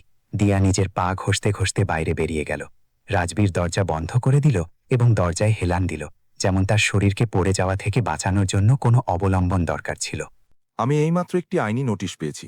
বিক্রম ওবেরয় আরবের জন্য পিতৃত্ব পরীক্ষার অনুরোধ করছে। অঞ্জলির পৃথিবী থমকে গেল। সে কি বলছে যে তার কাছে প্রমাণ আছে যে সেই জৈবিক পিতা, যে মীরার সাথে তার সম্পর্ক ছিল, যে আরব তারই ছেলে, আমার নয়? রাজবীর দরজার গাবেই নিচে নেমে গেল এবং নিজের দু হাতে মাথা রেখে মেঝেতে বসে পড়ল। তুমি কি বুঝতে পারছো এর মানে কি? যদি এটা সত্যি হয়, যদি আরব আমার না হয়? অঞ্জলি তার সামনে হাঁটু গেড়ে বসে পড়ল। স্বাভাবিকভাবেই সে রাজবীরের হাত দুটো ধরে নিল। রাজবীর, শ্বাস নাও। তোমার শান্ত হবার প্রয়োজন আছে। আমি কিভাবে শান্ত হব? আমার স্ত্রী আমার সবচেয়ে বড় শত্রুর সাথে আমায় ধোঁকা দিয়েছে, এবং সেই ছেলে যাকে আমি নিজের বলে মানতাম। তার গলা বুঝে এলো। আরফ, ওই সুন্দর বাচ্চাটা যে ওখানে ঘুমোচ্ছে, সে আমার হতে পারে না। সে জৈবিকভাবে না হলেও তুমিই তার বাবা। তুমি সেখানে ছিলে। যখন সে অসুস্থ ছিল তখন তুমি তার জন্য চিন্তা করতে। তুমিই সেই যে তাকে ভালোবাসে। রাজবীর ওপরের দিকে তাকালো। তার বাদামি চোখ দুটো কান্নায় ভরেছিল। এটা কিভাবে সম্ভব যে তুমি, যে এত কিছু সহ্য করেছ, যে নিজের মেয়েকে হারিয়েছ, সে এত বুদ্ধিমতী আর উদার হতে পারো? কারণ কষ্ট আমাকে শিখিয়েছে যে আসলে কিসের গুরুত্ব আছে, আর তা রক্ত নয়, ভালোবাসা। তারা দীর্ঘক্ষণ একে অপরের দিকে তাকিয়ে রইল। রাজবীর অঞ্জলির হাত দুটো শক্ত করে ধরল। আমি মীরাকে ডেকেছিলাম। আমি তার কাছে অবিলম্বে মুম্বাই ফিরে আসার দাবি জানিয়েছিলাম, যাতে সে আমাকে কৈফিয়ত দেয়। সে ফোন কেটে দিল। তুমি কি করতে চলেছ? আমি পিতৃত্ব পরীক্ষার জন্য যাচ্ছি। আমার সত্যিটা জানার প্রয়োজন আছে, এমনকি যদি এটা আমাকে ধ্বংসও করে দেয়। সে উঠে দাঁড়ালো এবং অঞ্জলিকে উঠতে সাহায্য করল। কিন্তু আমাকে তোমাকে আরও কিছু বলার আছে। আমি যাই জানতে পারি না কেন, আরবের জৈবিক পিত যেই হোক না কেন, আমি বিক্রম ওবেরয়কে তাকে নিয়ে যেতে দেব না। ওই বাচ্চা আমার কাছেই থাকবে। ঠিক সেই সময় আরব জেগে গেল এবং কাঁদতে শুরু করল। অঞ্জলি দোলনার পাশে গেল এবং তাকে নিজের কোলে তুলে নিল। বাচ্চাটা তাকে চিনতে পেরেই সাথে সাথে শান্ত হয়ে গেল। রাজবীর তাদের দেখল, মা আর ছেলে, যদিও তারা রক্তে একে অপরের কেউ নয়। ওই দৃশ্যে মীরার সাথে তার বিয়েতে দেখা সবকিছুর চেয়েও বেশি ভালোবাসা ছিল। অঞ্জলি, আমি তোমাকে কিছু জিজ্ঞেস করতে চাই, এবং আমার তোমার সম্পূর্ণ সততা প্রয়োজন। অবশ্যই। তুমি কেন এসব করছো? কেন এখানে মীরার তিরস্কার, লোকেদের কটু নজর আর কেলেঙ্কারি সহ্য করে থাকছ? তুমি চলে যেতে পারো, অন্য কোনো বাড়িতে কাজ খুঁজে নিতে পারো, যেখানে তোমাকে সম্মানের সাথে দেখা হবে। অঞ্জলি নিজের কোলের বাচ্চাটির দিকে তাকাল। আরব তার কালো চোখ দুটো দিয়ে এমনভাবে তাকাচ্ছিল যা পূর্ণ বিশ্বাসে ভরা ছিল। কারণ যখন আমি আরবকে খাওয়াই, যখন আমি তাকে দেখি, তখন আমার মনে হয় যে আমার মেয়ে বৃথা মারা যায়নি। আমার মনে হয় তার ছোট্ট জীবনের একটা উদ্দেশ্য ছিল, আমাকে এই বাচ্চাটাকে বাঁচানোর জন্য তৈরি করা। আর এছাড়া, সে ঠোঁট কামড়ে একটু থামল। আমি পরোয়া করি, আমি খুব পরোয়া করি। এটা শুধু একটা চাকরি নয়। তোমার আরবের জন্য পরোয়া হয় নাকি? রাজবীর প্রশ্নটা অসম্পূর্ণ অবস্থায় বাতাসে ছেড়ে দিল, কিন্তু তার চোখ সব বলে দিল। অঞ্জলি নিজের মুখে লজ্জার আভা অনুভব করল। সিংহানিয়া সাহেব, রাজবীর, দয়া করে আমায় রাজবীর বলো। রাজবীর, এটা ঠিক হবে না।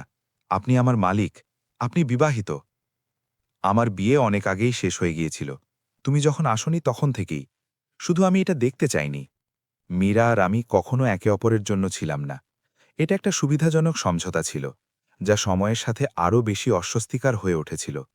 তবুও কথা বলা প্রাসাদের ঘণ্টির শব্দে থেমে গেল। রাজবীর নিচে গেল এবং দরজা খুলল। একজন কুরিয়ারের লোক দাঁড়িয়েছিল, যার হাতে একটি অফিসিয়াল খাম ছিল। রাজবীর সিংহানিয়া সাহেব? হ্যাঁ, আদালতের সমন। আপনাকে আগামী সোমবার পিতৃত্ব পরীক্ষার জন্য উপস্থিত হতে হবে। এখানে সব বিবরণ আছে। রাজবীর কাঁপানো হাতে খামটি নিল। কুরিয়ারের লোক চলে গেল। যখন রাজবীর নথিপত্র খুলল, তখন তার ভেতরে অন্য কিছু পেল। একটা ছবি। এটা মীরা আর বিক্রম ছিল। তাজ ল্যান্ডস এন্ড হোটেলের লবিতে একে অপরকে গভীরভাবে চুম্বন করছিল। তারিখটা ছিল 15ই জানুয়ারি, আরবের জন্মের ঠিক 9 মাস আগে। রাজবীরের মনে হল তার পায়ের তলা থেকে মাটি সরে যাচ্ছে। সে দেওয়ালের সাথে হেলান দিয়ে দাঁড়িয়ে গেল, যাতে পড়ে না যায়। অঞ্জলি আরবকে কোলে নিয়ে সিঁড়ি দিয়ে দৌড়ে নিচে এলো। কি হয়েছে? নথিপত্রে কি লেখা আছে? রাজবীর কিছু না বলে তাকে ছবিটা দেখাল। অঞ্জলি সেটা দেখল এবং তার বমি ভাব হল। আমি খুব দুঃখিত, সে ফিসফিস করে বলল। আমাকে আমার উকিলদের সাথে কথা হবে। এটা খুব খারাপ হতে চলেছে অঞ্জলি, খুব খারাপ। আইনি লড়াই হবে, মিডিয়ায় কেলেঙ্কারি, তদন্ত। আর তুমি, যদি তুমি এখানে থাকো তবে তুমিও এই সবের মধ্যে ফেসে যাবে। আমি যাব না, অঞ্জলি দৃঢ়ভাবে বলল। আরবের আমাকে দরকার, আর আমারও তোমাদের দুজনকে দরকার। রাজবীর তাকে কৃতজ্ঞতা, কষ্ট এবং আরও কিছু গভীর অনুভূতির সংমিশ্রণে দেখল, যেটার নাম দিতে তারা দুজনের কেউই এখনো তৈরি ছিল না।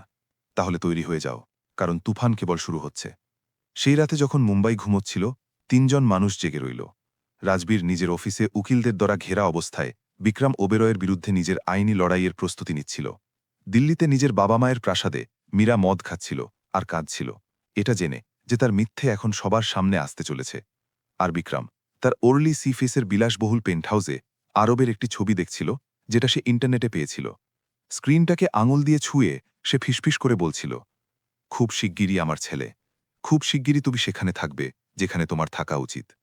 কিন্তু এমন কিছু ছিল যা তাদের মধ্যে কেউ জানত না, এমন কিছু যা সবকিছু পুরোপুরি বদলে দেবে।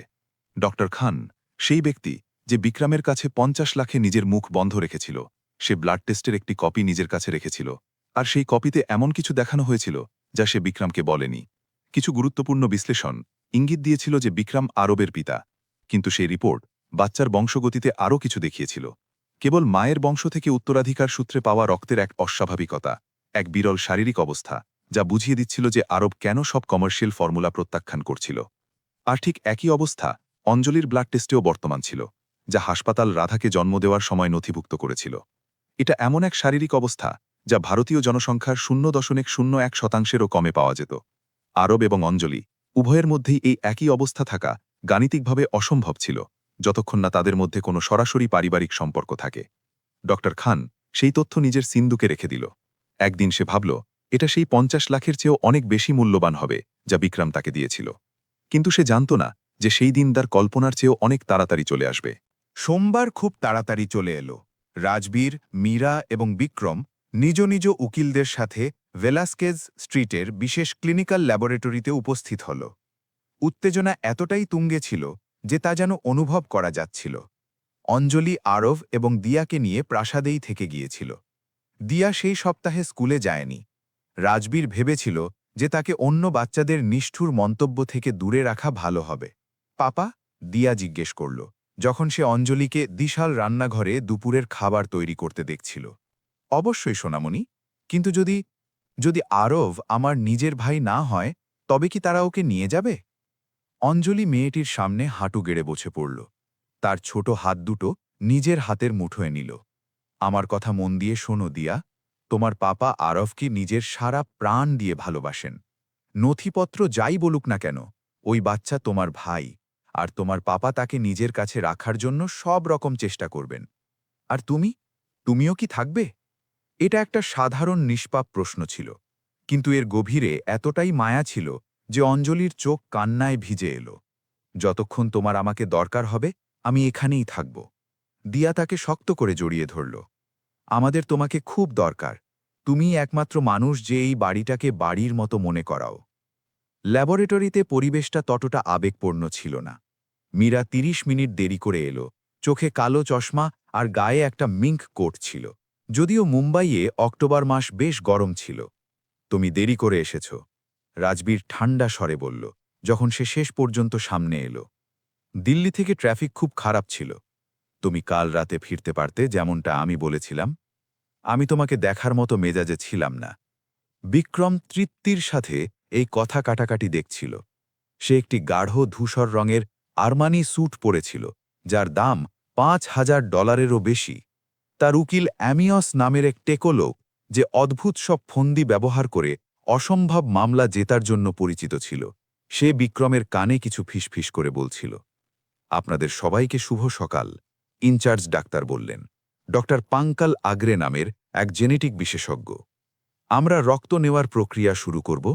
প্রক্রিয়াটি খুব সাধারণ এবং যন্ত্রণাহীন। ফলাফল ৭২ ঘন্টার মধ্যে তৈরি হয়ে যাবে। আপনারা কি এটা দ্রুত করতে পারেন না? বিক্রম জিজ্ঞেস করল।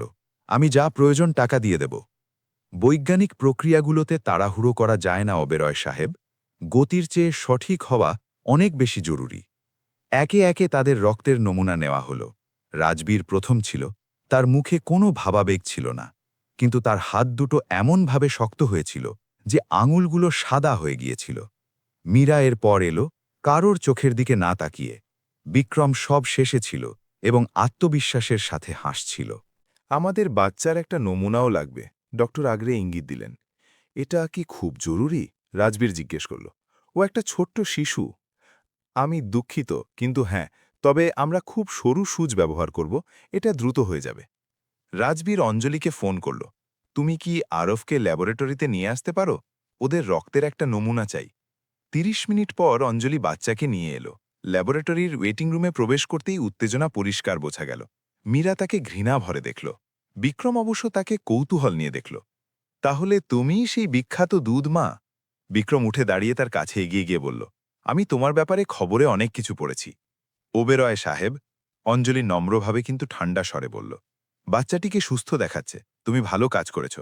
সে আরফকে স্পর্শ করার জন্য হাত বাড়াল, কিন্তু অঞ্জলি স্বাভাবিকভাবেই পিছিয়ে গেল। আমি চাইব আপনি ওকে ছোঁবেন না। বিক্রমের হাসি থেমে গেল। ওই বাচ্চা কয়েকদিনের মধ্যেই আইনিভাবে আমার হয়ে যেতে পারে। আমার পরামর্শ হলো তুমি নিজের ব্যবহার বদলাও। ওই বাচ্চা। বিক্রম আর অঞ্জলির মাঝে এসে বাধা দিল, আমার, যতক্ষণ না কোনো আইনি নথিপত্র অন্য কিছু বলছে। আর আমি কৃতজ্ঞ হব যদি তুমি ওর থেকে এবং ওর দেখাশোনা করা লোকেদের থেকে দূরে থাকো। সব সময় এমনই অধিকার বোধ রাজবীর, এমনকি সেই জিনিসগুলোর ওপরেও যা তোমার নয়।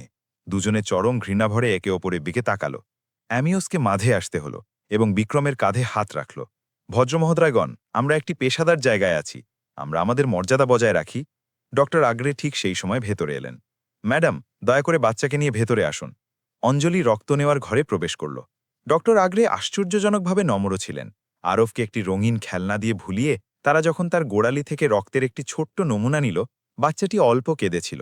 কিন্তু যখন অঞ্জলি তাকে নিজের বুকের কাছে আগলে ধরল, তখন সে শান্ত হয়ে গেল। হয়ে গেছে, ডাক্তার বললেন। আপনারা যেতে পারেন। আমরা আপনাদের বৃহস্পতিবার ফলাফলের সাথে ডেকে নেব। অঞ্জলি আরফকে নিয়ে বাইরে বেরোতেই সে চড়া গলা শুনতে পেল। রাজবীর আর মীরাহা ওয়েটিং রুমের এক কোণে ঝগড়া করছিল। তুমি আমার সাথে এটা কিভাবে করলে? রাজবীরের গলা দমানো ক্রোধে কাঁপছিল। এটা কতদিন ধরে চলছিল? আমাদের বিছানায় কতবার? কখনো আমাদের বিছানায় নয়, মীরা ক্লান্ত গলায় জবাব দিল। এটা সবসময় তাজ ল্যান্ডস এন্ডেই হতো, বুধবারগুলোতে। বুধবারগুলোতে? আমি ভাবতাম তুমি তোমার পিলেটিস ক্লাসে গিয়েছ। আমি ২ বছর ধরে পিলেটিসে যাই না রাজবীর। আমি ভেবেছিলাম তুমি খেয়াল করবে। কেন? তুমি কেন এমন করলে? মীরা অবশেষে তার রোদ চশমাটা খুলল। তার চোখ দুটো কান্নায় লাল হয়ে ফুলে গিয়েছিল। কারণ তুমি কখনো সত্যিই আমার সাথে ছিলে না। তুমি সবসময় কাজে ব্যস্ত থাকতে, অথবা দিয়ার সাথে, নয়তো তোমার মৃত স্ত্রীর কথা ভাবতে। আমি তোমার ব্যবসায়িক অনুষ্ঠানের জন্য শুধুমাত্র একটা অনুষঙ্গ ছিলাম, একটা ট্রফি ওয়াইফ। এটা সত্যি নয়। না, শেষ কবে তুমি আমায় জিজ্ঞেস করেছিলে যে আমি কেমন আছি, আমি কি অনুভব করছি, আমি জীবন থেকে কি চাই? তোমার কাছে শুধু এটাই গুরুত্বপূর্ণ ছিল যে ছবিতে আমাকে যেন ভালো দেখায়, আর আমি যেন নিখুঁত ডিনারের আয়োজন করি। তাহলে সমাধান কি আমার প্রতিদ্বন্দ্বীর সাথে শোয়া ছিল, তার থেকে গর্ভবতী হওয়া ছিল? আমি গর্ভবতী হওয়ার পরিকল্পনা করিনি, এটা একটা দুর্ঘটনা ছিল। সে থামল। কিসের জন্য? গর্ভপাত করানোর জন্য। রাজবীর তার দিকে ভয়ঙ্করভাবে তাকাল। তুমি কি এটার কথা ভেবেছিলে? অবশ্যই ভেবেছিলাম, কিন্তু তারপর তুমি একজন উত্তরাধিকারীর ভাবনায় এতটাই উত্তেজিত ছিলে। সব বিনিয়োগকারীরা আমার গর্ভাবস্থার কথা জিজ্ঞেস করছিল। আর বিক্রম বলল যে এটা রহস্য রাখাই ভালো হবে, যে কাউকেই যেন জানতে না দেওয়া হয়। সে শুরু থেকেই জানত? অবশ্যই জানত, ওটা ওরই ছেলে। শব্দগুলো বোমার মতো ফাটল। অঞ্জলি যে অলিন্দে দাঁড়িয়ে অনিচ্ছাকৃতভাবে সব শুনছিল, তার মনে হলো তার বুকটা ধক করে উঠল। সে আরবকে দেখল, এত নিষ্পাপ।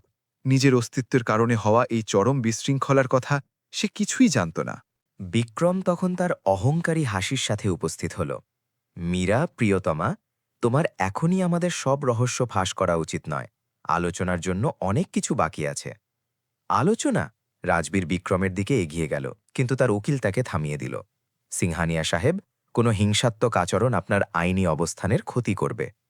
রাজবীর কষ্টে শ্বাস নিচ্ছিল, নিজেকে নিয়ন্ত্রণের চেষ্টা করছিল। যদি ফলাফল নিশ্চিত করে যে তুমিই পিতা, তবে আমি তোমাকে ধ্বংস করে দেব বিক্রম, তোমাকে আর তোমার কোম্পানিকে। আমার কাছে থাকা প্রতিটি যোগাযোগ, প্রতিটি সম্পদ, প্রতিটি টাকা আমি ব্যবহার করব। এগিয়ে যাও, কিন্তু মনে রেখো যে বিচারক বিচার করবেন যে বাচ্চার লালন পালনের জন্য কে বেশি যোগ্য। একজন স্থিতিশীল সফল ব্যক্তি যার কোনো প্রকাশ্য কেলেঙ্কারি নেই, নাকি একজন অপমানিত ব্যক্তি যে প্রতারিত স্বামী হিসেবে সব খবরের শিরোনামে রয়েছে। বিক্রম বিপজ্জনকভাবে কাছে এলো। তাছাড়া আমার কাছে এমন কিছু আছে যা তোমার কাছে নেই। বাচ্চার মায়ের ভালোবাসা। যখন আমি কাস্টাডি জিতব, তখন মীরা আমার সাথেই আসবে। আমরা একটা সম্পূর্ণ পরিবার হব। তুমি একাই থাকবে রাজবীর, যেমনটা তুমি সবসময় ছিলে। মীরা বিক্রমের কথা অস্বীকার করল না, আর সেই নীরবতা যে কোনো মৌখিক স্বীকৃতির চেয়ে বেশি যন্ত্রণাদায়ক ছিল। রাজবীর একটি শব্দ না বলে ঘুরে চলে গেল। অঞ্জলি আরবকে কোলে নিয়ে দ্রুত তার পিছু নিল। সে পার্কিংয়ে তার কাছে পৌঁছাল। রাজবীর তার মার্সিডিজের ওপর হেলান দিয়ে দাঁড়িয়েছিল, দুহাতে মুখ ঢাকা। সে ফুপিয়ে কাঁদছিল। সেই শক্তিশালী মানুষ, সেই বিজনেস টাইকুন একটা বাচ্চার মতো কাঁদছিল। অঞ্জলি কাছে এলো, কিছু বলল না, শুধু আরবকে মাঝখানে নিয়ে তার পাশে দাঁড়িয়ে থাকল, নিজের শান্ত উপস্থিতির সান্ত্বনা দিয়ে। বেশ কয়েক মিনিট পর রাজবীর ওপরের দিকে তাকাল। তুমি সব শুনলে? হ্যাঁ। তাহলে তুমি জানো যে আমি সম্ভবত হারতে চলেছি। বিক্রম ঠিকই বলেছে। যদি মীরা তার পক্ষে সাক্ষ্য দেয়, যদি ওরা প্রমাণ দেয় যে ওরা এক স্থিতিশীল দম্পতি, তবে তুমি লড়বে, লড়াই না করে হার মানবে না। কেন? আমি সেই বাচ্চার জন্য কেন লড়ব যে জৈবিকভাবে আমারও নয়? অঞ্জলি তার হাতের ওপর হাত রাখল। কারণ ভালোবাসা ডিএনএতে থাকে না রাজবী। এটা রাতের ঘুমহীন কাটানো সময়ের মধ্যে থাকে, দুশ্চিন্তার মধ্যে থাকে, ওর জন্য সেরাটা চাওয়ার মধ্যে থাকে, ব্যক্তিগত ক্ষতির কথা না ভেবে। তুমি সব দিক থেকেই ওর বাবা। রাজবীর তার দিকে তাকাল। সত্যিই তাকে দেখল। সে এক তরুণীকে দেখল যে সবকিছু হারিয়েছিল, তবুও ভালোবাসা দেওয়ার পথ খুঁজে নিত। সে তার মধ্যে মায়া আর করুণা দেখল। সে সবকিছু দেখল যা মীরা কখনো ছিল না। এটা কিভাবে সম্ভব যে এই পুরো নরকের মাঝে তুমিই একমাত্র ভালো জিনিস যা আমার সাথে ঘটেছে? অঞ্জলির গালে লজ্জার আভা দেখা গেল। রাজবীর, আমি জানি এটা অনুচিত, আমি জানি সময়টা খুব খারাপ, কিন্তু আমাকে তোমাকে এটা বলা দরকার যে তুমি আমার মধ্যে, এই বাড়ির সবকিছুতে কিছু একটা বদলে দিয়েছ। অঞ্জলি উত্তর দেওয়ার আগেই রাজবীরের ফোন বাজল। তার প্রধান উকিল রোহন ঝা। রাজবীর, একটা বড় সমস্যা হয়েছে। বিক্রম এখনই একটা জরুরি পিটিশন ফাইল করেছে। সে আরবের অবিলম্বে অস্থায়ী কাস্টাডি চায়। তার অভিযোগ হল যে তুমি মানসিকভাবে অস্থির আর বাচ্চা খাবারের জন্য একজন পরিচারিকার উপর নির্ভরশীল। সে আরও স্থিতিশীল পরিবেশ দিতে পারবে। সে কি এমন করতে পারে? সে ইতিমধ্যেই করে ফেলেছে। কাল সকাল 10টায় আমাদের আদালতে শুনানি আছে। তোমাকে তৈরি হতে হবে। রাজবীর ফোন কেটে দিল এবং অঞ্জলিকে হতাশার সাথে দেখল। ওরা কাল ওকে আমার থেকে ছিনিয়ে নেওয়ার চেষ্টা করবে। কিন্তু তাদের মধ্যে কেউ জানত না যে ডক্টর খান ঠিক সেই মুহূর্তে নিজের কম্পিউটারে আরবের ব্লাড টেস্টগুলো দেখছিলেন, এবং তিনি আরব আর অঞ্জলির মধ্যে এক আংশিক আণবিক সম্পর্ক খুঁজে পেয়েছিলেন। তিনি ফোন তুলে একটি নম্বর ডায়াল করলেন। এবার তার নীরবতার দাম বাড়ানোর সময় ছিল। এই তথ্য 50 লাখের চেয়েও অনেক বেশি মূল্যবান ছিল, এবং এটি এতে জড়িত সকলের ভাগ্য বদলে চলেছিল। মুম্বাই ফ্যামিলি কোর্টের হল লোকে লোকারণ্য ছিল। সাংবাদিক, কৌতূহলী মানুষ আর উকিলরা প্রতিটা কোণায় ভরেছিল। সিংহানিয়া ওবেরয় মামলা বছরের সবচেয়ে বড় কেলেঙ্কারি হয়ে দাঁড়িয়েছিল, আর সবাই প্রথম সারিতে থেকে নাটকটা দেখতে চাইছিল। রাজবীর তার সেরা ব্রিয়নি স্যুটে ভেতরে এলো, কিন্তু তার বাদামি চোখের নিচের কালি বলে দিচ্ছিল যে সে কয়েকদিন ধরে ঘুমোয়নি।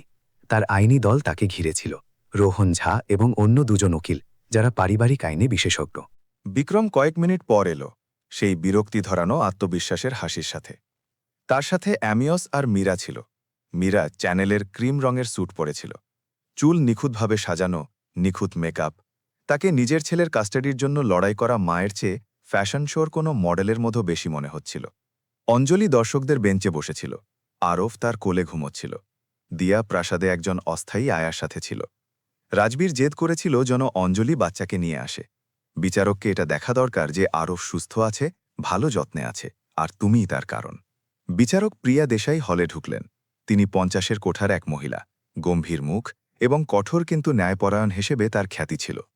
তিনি ভারতের কিছু জটিল কাস্টাডি মামলা সামলেছিলেন। শুভ সকাল। এটি বিক্রম ওবেরয় সাহেবের অনুরোধে একটি বিশেষ প্রক্রিয়া, যাতে আরফ সিংহানিয়া কাপুরের অস্থায়ী কাস্টাডি নির্ধারণ করা যায় যতক্ষণ না চূড়ান্ত পিতৃত্বের সমাধান হয়। মিস্টার কর্টিস, আপনি শুরু করতে পারেন। অ্যামিওস কর্টিস উঠে দাঁড়াল, নিজের ইটালিয়ানটাই ঠিক করতে করতে। ইয়োর অনার, আমার মক্কেল নাবালকের জন্য সেরাটা চান। তথ্য স্পষ্ট। রাজবীর সিংহানিয়া সাহেব তার স্ত্রীর বিশ্বাসঘাতকতার আবিষ্কারের কারণে এক গভীর মানসিক সংকটের মধ্য দিয়ে যাচ্ছেন। তার মানসিক অবস্থা অস্থির। তাছাড়া বাচ্চাটি তার খাবারের জন্য সম্পূর্ণভাবে একজন পরিচারিকার ওপর নির্ভরশীল, যা এক অস্বাস্থ্যকর নির্ভরশীলতার পরিস্থিতি তৈরি করে। আপনার কাছে কি রাজবীর সাহেবের কথিত অস্থির মানসিক অবস্থার কোনো প্রমাণ আছে? বিচারক জিজ্ঞেস করলেন। কর্মচারীদের সাক্ষ্য, যারা তাকে কাঁদতে দেখেছে, চিৎকার করতে দেখেছে এবং অসংলগ্ন ব্যবহার করতে দেখেছে। তাছাড়া ইয়োর অনার, নাবালককে এমন এক মহিলা বুকের দুধ খাওয়াচ্ছেন যিনি তার মা নন, একজন কর্মচারী। এটি সঠিক সীমা এবং পেশাদারিত্ব নিয়ে গুরুতর উদ্বেগ তৈরি করে। রোহন ঝা উঠে দাঁড়াল। অবজেকশন। অঞ্জলি শর্মা বাচ্চার প্রাণ বাঁচিয়েছে যখন কোনো ডাক্তার কোনো সমাধান খুঁজে পাচ্ছিল না। সে কোনো সাধারণ কর্মচারী নয়।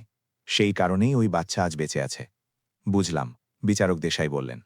মিস্টার কর্টিস, আপনার মক্কেল বিকল্প হিসেবে কি প্রস্তাব দিচ্ছেন? ওবেরয় সাহেব এবং সিংহানিয়া ম্যাডন নাবালকের জন্য এক স্থিতিশীল বাড়ি দিতে প্রস্তুত। একজন পেশাদার দুধ মা ইতিমধ্যেই নিয়োগ করা হয়েছে। বাচ্চাটি এক উপযুক্ত পারিবারিক পরিবেশে উভয় জৈবিক বাবা মায়ের তত্ত্বাবধান পাবে। বিচারক মীরার দিকে তাকালেন। সিংহানিয়া ম্যাডাম, আপনি কি নিশ্চিত করছেন যে আপনি ওবেরয় সাহেবের সাথে থাকতে চান এবং আপনার ছেলেকে নিজের সাথে নিয়ে যেতে চান? মীরা উঠে দাঁড়াল। তার গলাটা মুখস্থ করা বুলি বলার মতো শোনাল। হ্যাঁ ইয়োর অনার, আমি আমার বিয়েতে ভুল করেছি, কিন্তু আমার অধিকার সবসময় আরভের কল্যাণ ছিল। বিক্রম তার জৈবিক পিতা, আর আমরা মিলে তাকে এক সম্পূর্ণ পরিবার দিতে পারি। আর আপনার মেয়ে দিয়া, সিংহানিয়া সাহেবের প্রথম পক্ষের মেয়ে, এটি তার ভাইয়ের সাথে তার সম্পর্কের উপর কী প্রভাব ফেলবে? মীরা ইতস্তত করল। সে স্পষ্টতই এই প্রশ্নটা নিয়ে ভাবেনি। ঠিক আছে, দিয়া আমার নিজের মেয়ে নয়, সে রাজবীরের সাথেই থাকবে। আমি মনে করি। হলে একটা কানা ঘুষো ছড়িয়ে পড়ল। এমনকি বিচারক দেশাইও উত্তরের এই নিষ্ঠুরতায় কপালে ভাঁজ ফেললেন। রাজবীর টেবিলের নিচে হাত মুঠো করল। রোহন ঝা সেই সুযোগটা নিল। ইয়োর অনার, এটিই ঠিক আমাদের পয়েন্টটা প্রমাণ করে। সিংহানিয়া ম্যাডাম দুই ভাইকে আলাদা করতে এবং বাচ্চাটিকে তার একমাত্র চেনা ঘর আর তাকে ভালোবাসা দিদির থেকে আলাদা করতে প্রস্তুত। এটা কি নাবালকের স্বার্থে কাজ করা? মিস্টার ঝা, আপনার বক্তব্য পেশ করুন। বিচারক আদেশ দিলেন, খুব সানন্দে। ইয়োর অনার, সিংহানিয়া সাহেব আরভের জন্মের সময় থেকেই তার বাবা। তিনি প্রতিটি ডাক্তার দেখা নয়, প্রতিটি ঘুমহীন রাতে, প্রতিটি গুরুত্বপূর্ণ মুহূর্তে উপস্থিত ছিলেন। যখন বাচ্চা অসুস্থ ছিল, জীববিদ্যা পিতৃত্বকে সংজ্ঞায়িত করে না, ভালোবাসা করে। আর বাচ্চার পরিচারিকা অঞ্জলি শর্মার ওপর নির্ভরশীলতা, রোহন নির্দেশ করল যেখানে অঞ্জলি বসেছিল। তিনি সেই 24 বছরের মহিলা যিনি 2 মাস আগে নিজের মেয়েকে হারিয়েছিলেন। যখন আরভ সত্যি সত্যি খিদে মারা যাচ্ছিল, তখন তিনি কোনো প্রত্যাশা ছাড়াই নিজের বুকের দুধ তাকে দিয়েছিলেন। তার চিকিৎসকীয় মূল্যায়ন করা হয়েছে, তিনি সম্পূর্ণ সুস্থ এবং বাচ্চা তার যত্নে বেড়ে উঠছে। বিচারক অঞ্জলির দিকে তাকালেন। শর্মা ম্যাডাম, দয়া করে বাচ্চাকে নিয়ে কাছে আসুন। অঞ্জলির মনে হলো তার পা কাঁপছে যখন সে ডায়েসের দিকে এগোল। আরভ তার কোলে জেগে গেল, কৌতূহল নিয়ে চারদিকে তাকাতে থাকল। শর্মা ম্যাডাম, এটা কি সত্যি যে আপনি এই বাচ্চাটিকে বুকের দুধ খাওয়ান? হ্যাঁ ইয়োর অনার। আপনি কেন এমনটা করেন? এতে আপনার কি লাভ? অঞ্জলি আরফকে দেখল, তারপর বিচারককে। আমি এতে পার্থিব কিছু পাই না ইয়োর অনার। আমি এটা করি কারণ যখন আমার মেয়ে মারা গিয়েছিল, তখন মনে হয়েছিল আমার একটা অংশ তার সাথে মারা গেছে। যখন আমি আরফকে বাঁচানোর সুযোগ পেলাম, তখন হলো আমার মেয়ে বৃথা মারা যায়নি। তার ছোট্ট জীবনের একটা উদ্দেশ্য ছিল। হলে নীরবতা নেমে এলো। এমনকি কয়েকজন সাংবাদিকের চোখেও জল ছিল। আপনার কি বাচ্চার সাথে কোনো আবেগীয় টান আছে? হ্যাঁ ইয়োর অনার, অনেক। আর সিংহানিয়া সাহেবের সাথে? প্রশ্নটা বোমার মতো ফাটল। অঞ্জলি নিজের মুখে গরম অনুভব করল। আমি সিংহানিয়া সাহেবকে খুব শ্রদ্ধা করি। তিনি একজন ভালো মানুষ এবং একজন স্নেহময় বাবা। এটি আমার প্রশ্নের উত্তর নয় শর্মা ম্যাডাম। অঞ্জলি উত্তর দেওয়ার আগেই হলের দরজা সশব্দে খুলে গেল। প্রায় 40 বছরের এক ব্যক্তি ডাক্তারের গাউন পরে দ্রুত ভেতরে এলেন। মাফ করবেন ইয়োর অনার, আমার নাম ডক্টর সামির খান। আমার কাছে এই মামলার বিষয়ে অত্যন্ত গুরুত্বপূর্ণ তথ্য আছে, যা এখনই শোনা উচিত। বিচারক দেশাই ভ্রু কুঁচকালেন। ডক্টর খান, এটি অত্যন্ত নিয়ম বহির্ভূত। আপনাকে এই প্রক্রিয়ায় বাধা দেওয়ার অনুমতি কে দিয়েছে? কেউ না ইয়োর অনার। কিন্তু আমি যা বলবো তা এই মামলাকে পুরোপুরি বদলে দেবে। আমার কাছে বাচ্চা এবং অঞ্জলি শর্মার মধ্যে আণবিক জেনেটিক সম্পর্কের প্রমাণ আছে। হলে হুলস্থুল পড়ে গেল। সাংবাদিকরা চিৎকার করে প্রশ্ন করতে লাগল। রাজবীর উঠে দাঁড়াল। বিক্রমের মুখ ফ্যাকাশে হয়ে গেল। মিলা স্তব্ধ হয়ে গেল। শান্ত হন, বিচারক হাতুড়ি পিটলেন। ডক্টর খান কাছে আসুন, আর এটা যেন বৈধ হয়, না হলে আমি আপনার বিরুদ্ধে আদালত অবমাননার অভিযোগ আনব। ডক্টর খান ডায়াসের কাছে গিয়ে একটি খাম থেকে অনেক নথিপত্র বের করলেন। ইয়োর অনার, আমি 2 সপ্তাহ আগে আরবের রক্তের নমুনা নিয়েছিলাম। সাধারণ পরীক্ষার সময় আমি একটি বিরল রক্তের অস্বাভাবিকতা খুঁজে পাই, যাকে মুম্বাই ব্লাড গ্রুপ সিন্ড্রোম বলা হয়, যা জনসংখ্যার 0.01%-এরও কম মানুষের মধ্যে থাকে। আর এর সাথে শর্মা ম্যাডামের কি সম্পর্ক? আমি ব্রিজ ক্যান্ডি হাসপাতালের রেকর্ড পরীক্ষা করেছি, যেখানে শর্মা ম্যাডাম 2 মাস আগে নিজের বাচ্চার জন্ম দিয়েছিলেন। তার পরীক্ষাতেও ঠিক একই অস্বাভাবিকতা পাওয়া গেছে। দুজন সম্পর্কহীন মানুষের মধ্যে এই পরিস্থিতি থাকা এবং ঠিক এই অবস্থায় পাওয়া যাওয়ার গাণিতিক সম্ভাবনা প্রায় 1 কোটির মধ্যে একজন। অঞ্জলির মনে হলো পৃথিবী ঘুরছে। আপনি কি বলছেন? আমি এটা বলছি যে আপনি এবং আরফ সিংহানিয়া অত্যন্ত বিরল একটি জেনেটিক মার্কার শেয়ার করছেন, যা সরাসরি পারিবারিক সম্পর্কের ইঙ্গিত দেয়। এটা অসম্ভব, বিক্রম চিৎকার করে উঠল। আমি বাচ্চার বাবা, পরীক্ষা এটাই নিশ্চিত করবে। আপনি জৈবিক পিতা হতে পারেন ওবেরয় সাহেব, কিন্তু এমন প্রমাণ আছে যে শর্মা ম্যাডাম বাচ্চার মায়ের বংশের সাথে সম্পর্কিত হতে পারেন। মীরা কাঁপতে কাঁপতে উঠে দাঁড়ালো। এটা হাস্যকর। আমি আরবের মা, আমি আরফকে জন্ম দিয়েছি। হাসপাতালের রেকর্ড আছে, সাক্ষী আছে। যতক্ষণ না ডক্টর খান এক নাটকীয় বিরতি দিলেন। বাচ্চাদের অদল বদল না হয়েছে, যে নীরবতা নেমে এলো তা ছিল ভয়াবহ। কেউ শ্বাস নিচ্ছিল না, কেউ নড়ছিল না। কি? অঞ্জলি ফিসফিস করে বলল। শর্মা ম্যাডাম, আপনি নিজের বাচ্চাকে কোথায় জন্ম দিয়েছিলেন? ব্রিজ ক্যান্ডি হাসপাতাল, 3 তলার ম্যাটারনিটি ওয়ার্ডে। কোন তারিখে? 28শে অগস্ট। ডক্টর খান মীরার দিকে তাকালেন। আর আপনি সিংহানিয়া ম্যাডাম? মীরার মুখ ভূতের মতো সাদা হয়ে গিয়েছিল।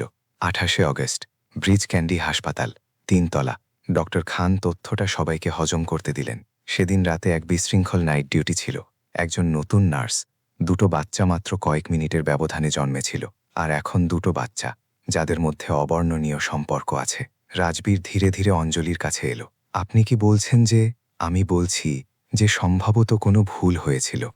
যে বাচ্চাটি মারা গেছে সেটি শর্মা ম্যাডামের মেয়ে ছিল না, আর আরব আমার ছেলে। অঞ্জলি চোখের জল নিয়ে কথা শেষ করল। আরব আমার জৈবিক ছেলে। হলে চরম বিশৃঙ্খলা শুরু হলো। বিচারক দেশাই হাতুড়ি পিটিয়েই যাচ্ছিলেন, কিন্তু সব বৃথা। বিক্রম ডক্টর খানকে চরম ঘৃণা নিয়ে দেখছিল। আপনাকে এটা বলার জন্য কত টাকা দেওয়া হয়েছে? এটা কি সিংহানিয়া? কত? আমাকে সত্যি বলার জন্য কেউ টাকা দেয়নি, যদিও আপনি আমাকে এটা লুকানোর জন্য 50 লাখ দিয়েছিলেন। ডক্টর খান সরাসরি বিক্রমের দিকে তাকালেন। হ্যাঁ ইয়োর অনার, ওবেরয় সাহেব আমাকে মেডিকেল রেকর্ড বদলানোর জন্য ঘুষ দিয়েছিলেন। আমার কাছে ব্যাংক ট্রান্সফারের প্রমাণ আছে। বিচারক দেশাই উঠে দাঁড়ালেন। এই শুনানি স্থগিত করা হলো। ডক্টর খানকে কাস্টাডিতে নেওয়া হবে যতক্ষণ না আমরা আপনার দাবিগুলো যাচাই করছি। ওবেরয় সাহেব মুম্বাইয়ের বাইরে যাবেন না। আর কেউ সেই বাচ্চার মৃতদেহ তোলার এক্সিউমেশনের আদেশ নিয়ে আসুন, যা মারা গেছে। আমাদের নিশ্চিত ডিএনএ প্রমাণ চাই। অঞ্জলি একটা চেয়ারে লুটিয়ে পড়ল। আরফকে নিজের বুকের সাথে জাপটে ধরে। বাচ্চাটি সবকিছু থেকে দূরে থেকে তাকে সেই কালো চোখ দিয়ে ভালোবেসে দেখছিল। আমার বাচ্চা, অঞ্জলি ফুপিয়ে কাঁদছিল। আমার রাধা মারা যায়নি, আমার বাচ্চা বেঁচে আছে। রাজবীর তার সামনে হাঁটু গেড়ে বসে পড়ল, তার হাত দুটো ধরে নিল। অঞ্জলি, যদি এটা সত্যি হয়, যদি আরব সত্যিই তোমার ছেলে হয়, তবে সবকিছু বুঝতে পারছি। সে ফিসফিস করে বলল।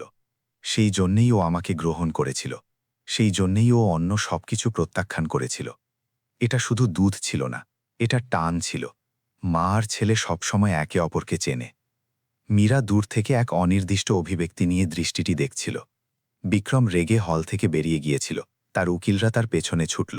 আর সেই মুহূর্তে যখন অঞ্জলি সেই বাচ্চাটিকে জড়িয়ে ধরে কাঁদছিল, যাকে সে হারিয়ে ফেলেছিল, যখন রাজবীর বুঝতে পারছিল যে সে সেই বাচ্চাকে হারাতে পারে যাকে সে ভালোবাসত, আর যখন মীরা বুঝতে পারছিল যে তার পুরো জীবনটা একটা মিথ্যে ছিল, তখন কেউই শেষ সারিতে বসে থাকা সেই বৃদ্ধা নার্সকে দেখল না। তিনি সেই নার্স ছিলেন যিনি 28শে আগস্টের সেই রাতে ডিউটিতে ছিলেন, যিনি ক্লান্ত হওয়ার কারণে বা নতুন হওয়ার কারণে 2 বাচ্চার আইডেন্টিটি ব্যান্ড গুলিয়ে ফেলেছিলেন। কারণ জীবন মাঝে মাঝে নিষ্ঠুর ভুল করে। তিনি 2 মাস ধরে এই অপরাধ বোধ নিয়ে বেঁচেছিলেন। তিনি খবর দেখেছিলেন, তিনি অঞ্জলিকে চিনেছিলেন, এবং এখন অবশেষে সত্যিটা সামনে আসছিল। তিনি নিঃশব্দে উঠিলেন এবং হল থেকে বেরিয়ে গেলেন। বাইরে তিনি অক্টোবরের ঠান্ডা বাতাসে শ্বাস নিলেন এবং কাঁদলেন। কারণ কিছু সত্যি যদিও জরুরি হয় তবুও তা পুরো জগৎকে তছনছ করে দেয়। পরবর্তী ৩ দিন এতে জড়িত সকলের জন্য নরকের মতো কাটল।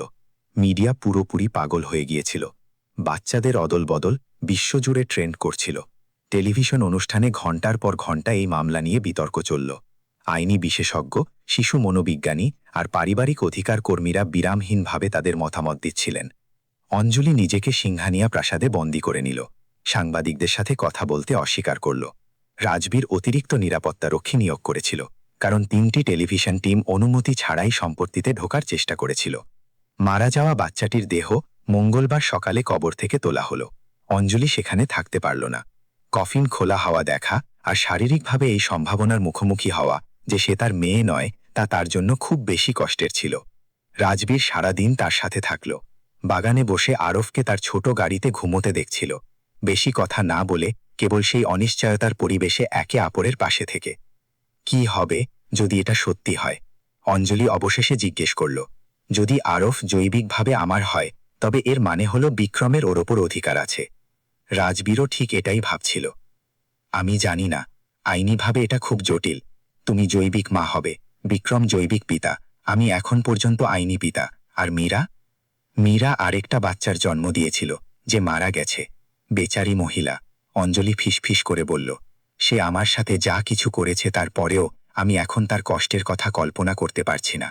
সে ৯ মাস ধরে একটা বাচ্চাকে নিজের গর্ভে রেখেছে, তাকে জন্ম দিয়েছে, আর সেই বাচ্চাটা মারা গেল এবং সে কখনো জানতেও পারল না। মীরা যে হোটেলে থাকছিল তার ঘর থেকে বেরোয়নি। তার মা ফোন করে জানিয়েছেন যে সে মানসিক পর্যবেক্ষণে অচৈতন্য অবস্থায় আছে। দিয়া নিজের স্কুলের ইউনিফর্মে বাগানে হাজির হল। তাকে কিছুটা স্বাভাবিক পরিবেশে রাখার জন্য স্কুলে পাঠানো হয়েছিল। পাপা, স্কুলে বাচ্চারা বাজে কথা বলছে। রাজবীর তাকে জড়িয়ে ধরল। কি ধরনের কথা? বলছে যে মীরা খারাপ, যে অঞ্জলি তোমার বাচ্চা চুরি করেছে, যে আমরা অদ্ভুত। তার গালে জল গড়িয়ে পড়ছিল। আরব কি আমাদের সাথেই থাকবে? আমি জানি না সোনামণি, কিন্তু আমি এটা করার জন্য সব রকম চেষ্টা করব। দিয়া তার বাবার থেকে আলাদা হয়ে অঞ্জলির দিকে এগিয়ে গেল। সে তার হাত ধরল। যদি আরব সত্যি তোমার বাচ্চা হয়, তবে আমি খুশি, কারণ এর মানে হলো তোমার বাচ্চা মারা যায়নি, আর তুমি ভালো। তুমি এক অসাধারণ মা হবে। অঞ্জলি কাঁদতে শুরু করল এবং মেয়েটিকে জড়িয়ে ধরল। ধন্যবাদ দিয়া, এটা আমার জন্য অনেক বড় পাওনা।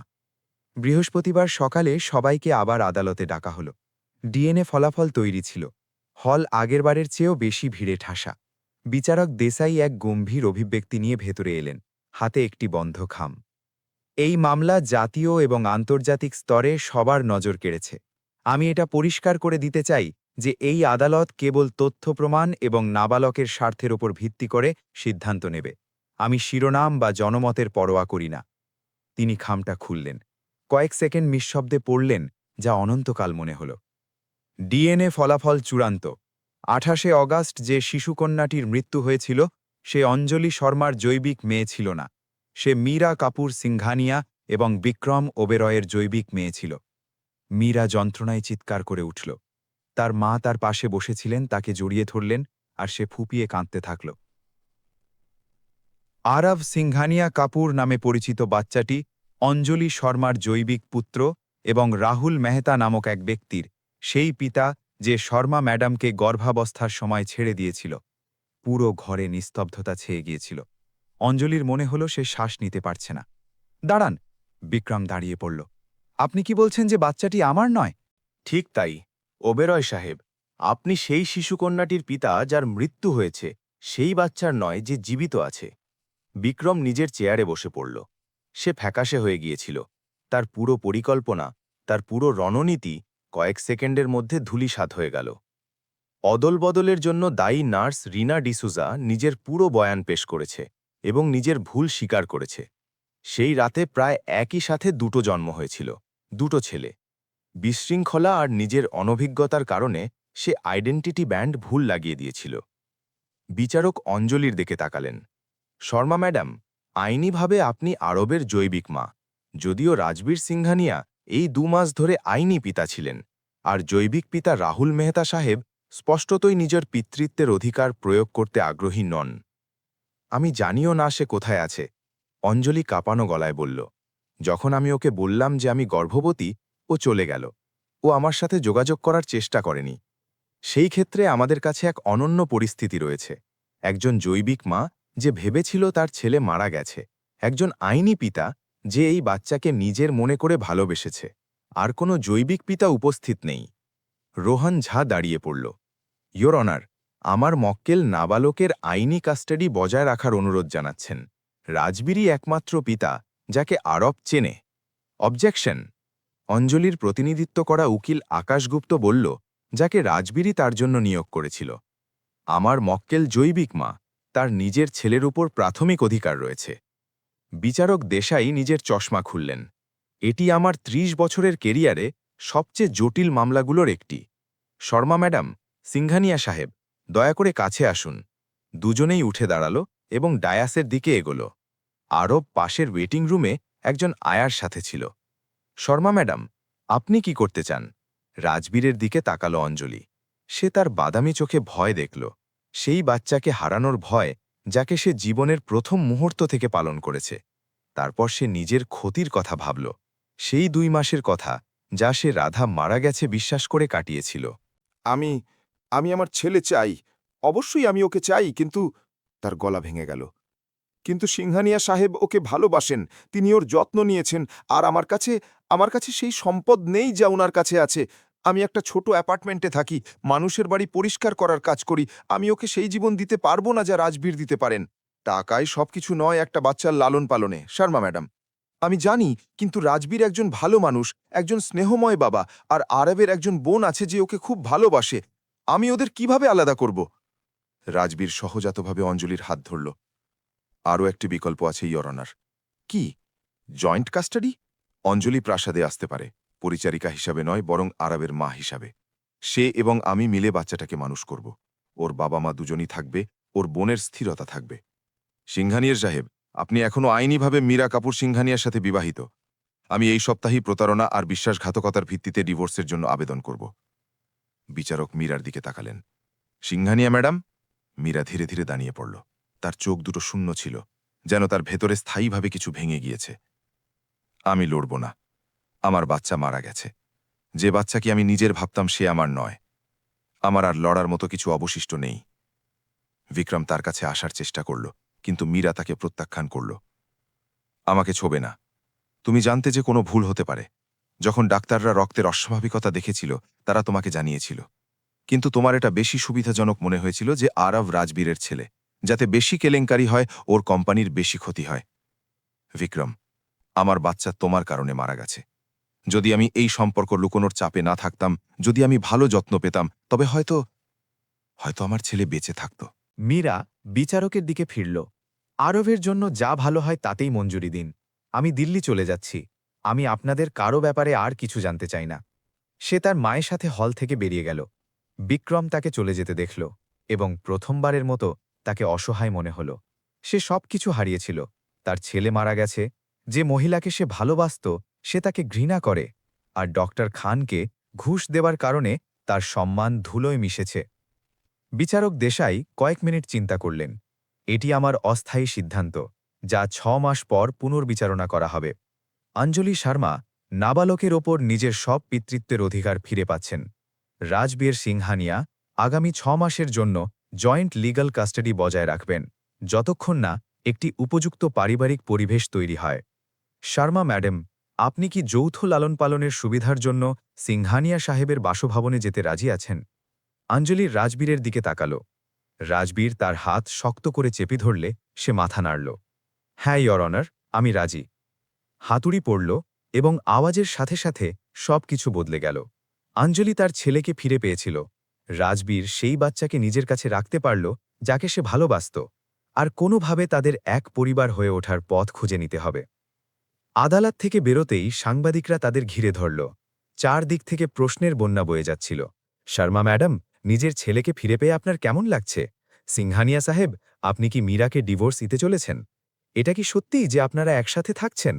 রাজবীর অঞ্জলিকে আগলে নিয়ে গাড়ির দিকে এগোল। মার্সিডিজের ভেতরে জানলার কালো কাঁচ তাদের কৌতূহলী চোখ থেকে আড়াল করছিল। অঞ্জলি অবশেষে নিজেকে কাঁদার অনুমতি দিল। সে হারিয়ে যাওয়া ২ মাসের জন্য কাঁদল, অহেতুক যন্ত্রণার জন্য, আর মীরার সেই বাচ্চার জন্য যে কাউকে না জানিয়েই মারা গেল। আমি সেই সময়টা ফিরে পাব, সে শপথ করল। আরবের সাথে হারিয়ে যাওয়া প্রতিটি সেকেন্ড আমি ফিরে পাব। রাজবীর তাকে জড়িয়ে ধরল। আমরা এটা একসাথে করব, আমি কথা দিচ্ছি। যখন গাড়িটি আদালত থেকে দূরে মালাবার হিলের প্রাসাদের দিকে সেই বাচ্চার কাছে যাচ্ছিল, যা তাদের জন্য অপেক্ষা করছিল, এমন এক জীবনের দিকে যা তারা কেউ পরিকল্পনা করেনি, কিন্তু যা হয়তো তাদের দুজনেরই প্রয়োজন ছিল। কেউই সেই কালো গাড়িটাকে দেখল না, যা দূর থেকে তাদের পিছু করছিল। সেই গাড়ির ভেতরে রাহুল মেহতা ছিল, আরবের জৈবিক পিতা, যে 2 বছর আগে অঞ্জলিকে ছেড়ে গিয়েছিল। সে খবর দেখেছিল। সে দেখেছিল যে তার ছেলে বেঁচে আছে, আর এখন সেই ছেলে কোটিপতিদের প্রাসাদে থাকে। রাহুল হাসল এবং সিগারেট ধরাল। সে গত 2 বছর ধরে মুম্বাইয়ে কনস্ট্রাকশনে কাজ করছিল, কষ্টে দিন কাটাচ্ছিল। কিন্তু এখন তার একটা ছেলে ছিল, এক ধনী ছেলে, একটা ছেলে যে সোনার সমান ছিল। আর রাহুল মেহতা সুযোগ হাতছাড়া করতে অভ্যস্ত ছিল না। আইনি নিষ্পত্তির 3 সপ্তাহ পর সিংহানিয়া প্রাসাদে জীবন এক নতুন ছন্দ খুঁজে পেয়েছিল। অঞ্জলি এখন আর স্টাফ রুমে ঘুমত না। রাজবীর তাকে 3 তলার মেইন সুইট দিয়েছিল, যেখান থেকে বাগান দেখা যেত, আর সাথে আরবের নার্সারি ছিল। মানিয়ে নেওয়া সহজ ছিল না। অঞ্জলি এখনও অন্য কর্মচারীদের সেবা নিতে অস্বস্তি বোধ করত, যাদের মধ্যে অনেকে 1 মাস আগেও তার সাথে কাজ করত। কিন্তু রাজবীরের ধৈর্য আর দিয়ার নিঃস্বার্থ সমর্থনে সে অনুভব করতে শুরু করল যে হয়তো সে এই জায়গারই অংশ। নভেম্বরের এক শনিবারের সকাল, অঞ্জলি আরফকে নিয়ে বাগানের রোদ উপভোগ করছিল। বাচ্চাটার অনেক উন্নতি হয়েছিল। তার গালগুলো লালচে আর ফোলা ছিল। তার ওজন প্রায় 5 কেজি হয়ে গিয়েছিল। দেখো আমার সোনা, অঞ্জলি তাকে গাছ থেকে পড়া সোনালি পাতাগুলো দেখিয়ে বলছিল। হেমন্ত খুব মায়াবী, তাই না? ওকে খুব খুশি দেখাচ্ছে। অঞ্জলি ফিরল, দেখল রাজবীর 2 কাপ কফি নিয়ে তার দিকে আসছে। সে জিন্স আর উলের সোয়েটার পরেছিল। তাকে আগে কখনো এত স্বাচ্ছন্দ্যে দেখা যায়নি। ধন্যবাদ, সে কফিটা নিয়ে বলল। ও খুব দ্রুত বাড়ছে। মাঝে মাঝে আমার ভয় লাগে যে আমি কোনো গুরুত্বপূর্ণ মুহূর্ত হারিয়ে ফেলব না তো। সেই জন্যেই আমরা একসাথে আছি, যাতে কেউ কিছু না হারায়। রাজবীর তার পাশের বেঞ্চে বসল। তোমার কেমন লাগছে? আমি বলতে চাইছি, তোমার কি এখানে আসার জন্য আফসোস হয়? না, কখনো না। কিন্তু মাঝে মাঝে মনে হয় আমি অন্য কারোর জীবন যাপন করছি। 3 মাস আগে আমি মেঝে পরিষ্কার করছিলাম, আর এখন এক প্রাসাদে থাকি। আমার নিজের উকিল আছে। মিডিয়া আমাকে মিরাকল মা বলে। তুমি তার চেয়েও অনেক বেশি, অঞ্জলি।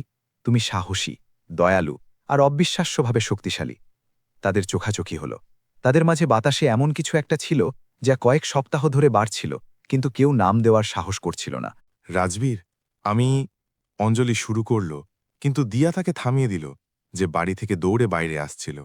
পাপা, অঞ্জলি দিদি, দরজায় একজন লোক এসেছে। ও বলছে যে ও আরবের বাবা। অঞ্জলির বুকটা ধক করে উঠল। রাজবীর সাথে সাথে দাঁড়িয়ে পড়ল। দিয়া, আরবকে ভেতরে নিয়ে যাও, এক্ষুনি। দিয়া ভয় পেলেও কথা শুনল। অঞ্জলি রাজবীরের পেছনে প্রধান গেটের দিকে গেল, যেখানে একজন গার্ড এক ব্যক্তিকে আটকে রেখেছিল। রাহুল মেহতা ঠিক তেমনই দেখতে ছিল, যেমনটা অঞ্জলির মনে ছিল, শুধু আরও অবিন্যস্ত।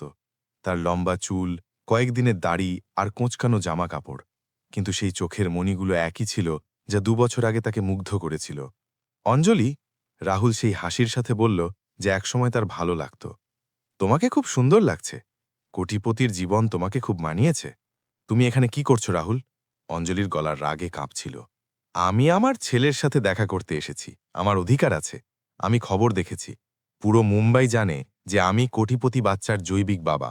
রাজবীর রাহুল আর অঞ্জলির মাঝখানে এসে দাঁড়াল।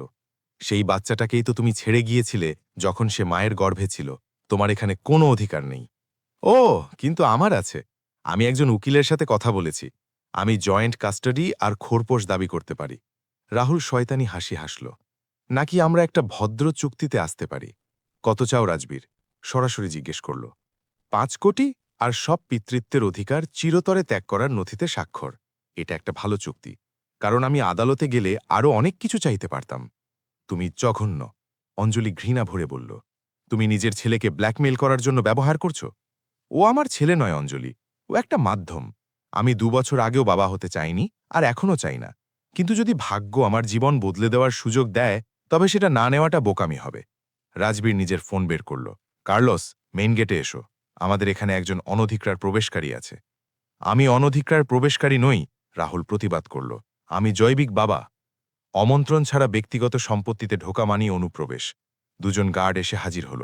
মেহতা সাহেবকে প্রপার্টির বাইরে নিয়ে যাও, যদিও আবার আসে তবে পুলিশ ডাকো।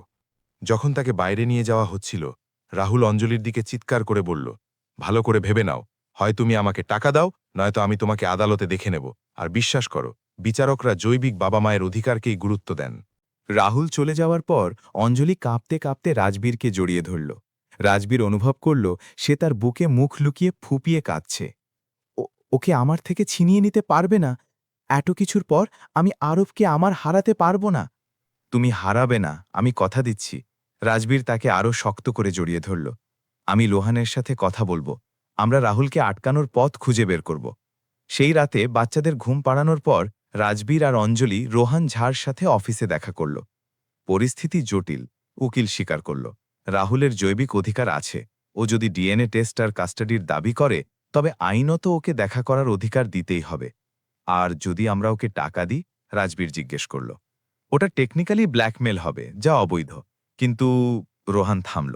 যদিও স্বেচ্ছায় কোনো চুক্তিতে নিজের অধিকার ত্যাগ করে, তবে সেটা কাজ করতে পারে। আমি ওকে একটা টাকাও দিতে চাই না, অঞ্জলি তিক্ততার সাথে বলল। ও এটার যোগ্য নয়। তুমি ঠিক বলেছ, ও যোগ্য নয়, কিন্তু মাঝে মাঝে আমাদের প্রিয়জনকে রক্ষা করার জন্যে নিজের জেদ বিসর্জন দিতে হয়। রাজবীর অঞ্জলির হাত ধরল। 5 কোটি অনেক টাকা, কিন্তু আরবের শান্তি আর নিরাপত্তার সামনে ওটা কিছুই নয়। তবে আমাদের খেয়াল রাখতে হবে ও যেন বারবার টাকা চাইতে না ফেরে।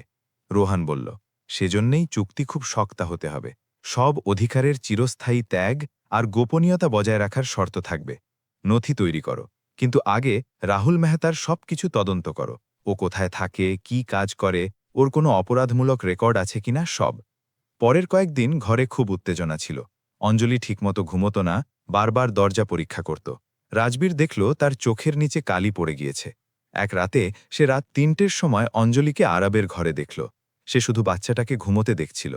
তুমি এভাবে বাঁচতে পারো না, রাজবীর দরজার কাছে দাঁড়িয়ে নরম স্বরে বলল। আমার ভয় লাগে যে কোনো একদিন সকালে উঠে দেখব ও নেই, রাহুল ওকে ছিনিয়ে নেবে।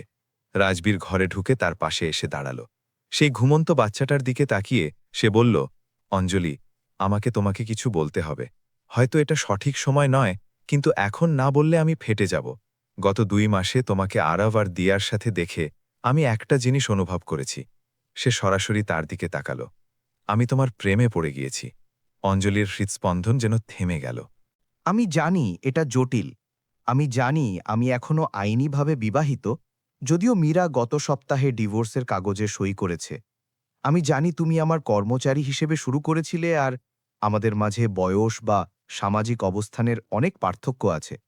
কিন্তু আমার কাছে ওসবের কোনো গুরুত্ব নেই। যখন আমি তোমার সাথে থাকি, আমার মনে হয় আমি অবশেষে সঠিক জায়গায় আছি। আমিও তোমার জন্য কিছু অনুভব করি, অঞ্জলি স্বীকার করল। তার চোখে জল ছিল। কিন্তু আমি খুব ভয় পাচ্ছি। ভয় হয় যে এটা খুব দ্রুত ঘটছে। ভয় হয় যে আমি সব বরবাদ করে দেব। ভয় হয় যে একদিন তোমার ঘুম ভাঙবে আর তুমি বুঝতে পারবে যে তুমি ভুল করেছ। আমি যে একমাত্র ভুলটা করেছি সেটা হলো তোমাকে আরও আগে না বলা। রাজবীর নিজের বুড়ো আঙুল দিয়ে ওর চোখের জল মুছিয়ে দিল। আমি তোমাকে কালই বিয়ে করার কথা বলছি না। আমি শুধু বলছি, আমাকে একটা সুযোগ দাও, এটা দেখার জন্য যে এই পথ আমাদের কোথায় নিয়ে যায়। অঞ্জলি ওর সেই বাদামি চোখের দিকে তাকালো, যা একসময় ওকে ভয় দেখাত, কিন্তু এখন নিরাপদ বোধ করাত। সে সেই সব মুহূর্তের কথা ভাবল, যেগুলোর মধ্য দিয়ে তারা একসাথে এগিয়েছে। রাজবীর কিভাবে ওকে কখনো ছোট ভাবেনি, কিভাবে আরবকে নিজের সন্তানের মতো ভালোবেসেছে। ঠিক আছে, সে ফিসফিস করে বলল, একটা সুযোগ। রাজবীর হাসল, আর সেই মুহূর্তে জানলা দিয়ে চাঁদের আলো ভেতরে আসছিল এবং আরব ওদের মাঝে ঘুমোচ্ছিল। সে ঝুঁকে অঞ্জলিকে চুম্বন করল। সেই চুম্বনটি প্রতিশ্রুতি আর প্রত্যাশায় ভরা ছিল। যখন তারা আলাদা হল, অঞ্জলি নিজের কপাল ওর কপালের সাথে ঠেকাল। রাহুলের কি হবে? আমরা ওকে ওর টাকা দিয়ে দেব। আমরা ওকে দিয়ে সেই কাগজে সই করিয়ে নেব, এবং তারপর আমরা ভুলে যাব যে ওর কোনো অস্তিত্ব আছে। রাজবীর ওর কপালে আরও একটি চুম্বন করল। আর আমরা একটা পরিবার হব, তুমি, আমি, আরব আর দিয়া, একটি সত্যিকারের পরিবার। পরের দিন রোহন রাহুলের রিপোর্ট নিয়ে এলো। ওর 10 লাখ টাকার জুয়ার ঋণ ছিল। সে মুম্বাইয়ের বিভিন্ন মহিলার সাথে থাকত, কোনো স্থায়ী সম্পর্ক ছিল না। সে একটা হেরে যাওয়া মানুষ যে ভাগ্যের খোঁজে রয়েছে। রোহান উপসংহার টানল। কিন্তু এটি ওকে বিপজ্জনক করে তোলে। মরিয়া মানুষরা যা খুশি করতে পারে। তাহলে ওকে সেটাই দাও যাও চায়। রাজবীর সিদ্ধান্ত নিল, কিন্তু আমাদের শর্তে এবং নথিতে সই করার সময় পুলিশের নজরদারিতে। পরের সোমবার রোহনের অফিসে মিটিং ঠিক হল। একজন নোটারি আর দুজন পুলিশের অফিসারের উপস্থিতিতে রাহুল মেহতা আরবের ওপর নিজের সব পিতৃত্ব অধিকার ত্যাগের দলিলে সই করল। 5 কোটি। রাহুল নিজের ফোনে ব্যাংক ট্রান্সফার দেখে বলল, আপনাদের সাথে ব্যবসা করে খুশি হলাম।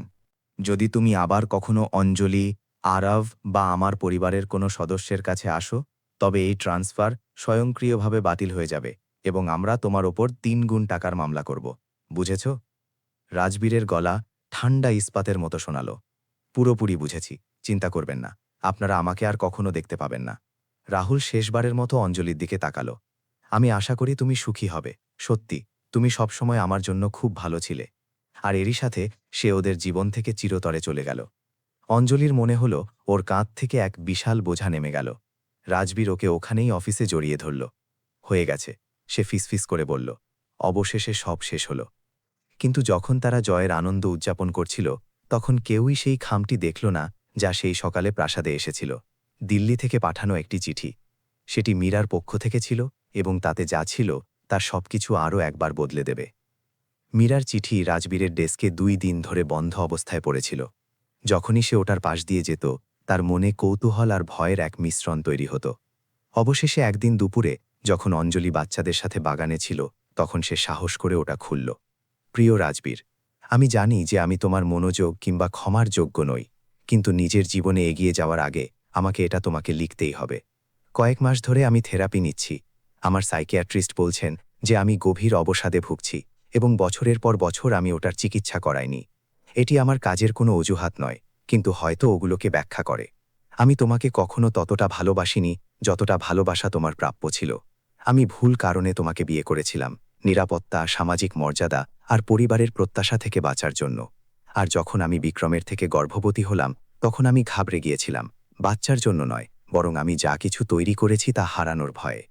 পরিহাসটা খুব নিষ্ঠুর, যে বাচ্চাকে আমি 9 মাস নিজের গর্ভে রেখেছি, যার নড়াচড়া আমি অনুভব করেছি, যাকে জানার স্বপ্ন দেখেছি, সে মারা গেছে আর আমি তা জানতেই পারলাম না।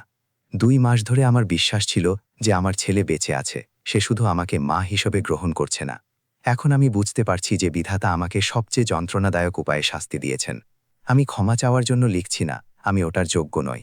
আমি লিখছি কারণ আমি চাই তুমি জানো যে অঞ্জলি সেই সব কিছু যা আমি কখনো হতে পারিনি। সে সত্যিকারের দয়ালু আর সাহসী। ওর যত্ন নিও আর ওকে বলো যে আমি ওকে দেওয়া সমস্ত কষ্টের জন্য লজ্জিত। আমি এটাও লিখছি কারণ দিয়া সম্পর্কে তোমাকে কিছু বলা দরকার। ও আমার কাছে শুধু তোমার প্রথম স্ত্রীর মেয়ে ছিল না, ও ছিল এই কথার এক জীবন্ত প্রমাণ যে আমি প্রথম নই এবং আমি কখনোই ওর জায়গা নিতে পারবো না। কিন্তু এখন থেরাপিতে আমি বুঝতে পারছি যে আমি এক নিষ্পাপ বাচ্চার সাথে কতটা নিষ্ঠুর ছিলাম, যাকে শুধু একটু ভালোবাসা দরকার ছিল। যদি পারো ওকে বলো যে আমি দুঃখিত, ও সব সময় তার চেয়ে বেশি প্রাপ্য ছিল যা আমি ওকে দিয়েছি। ডিভোর্সের কাগজে সই হয়ে গেছে। আমার তোমার থেকে কিছু চাই না, আমি শুধু শান্তি চাই। আরবের যত্ন নিও আর অঞ্জলিকে বলো ওর কারণেই এখন আমি জানতে পেরেছি সত্যিকারের মাতৃস্নেহ কি হয়। আমি ওটা ওর চোখে দেখেছি যখনই ও বাচ্চাটার দিকে তাকাতো, তখনও যখনও ভাবত যে বাচ্চাটা ওর নয়।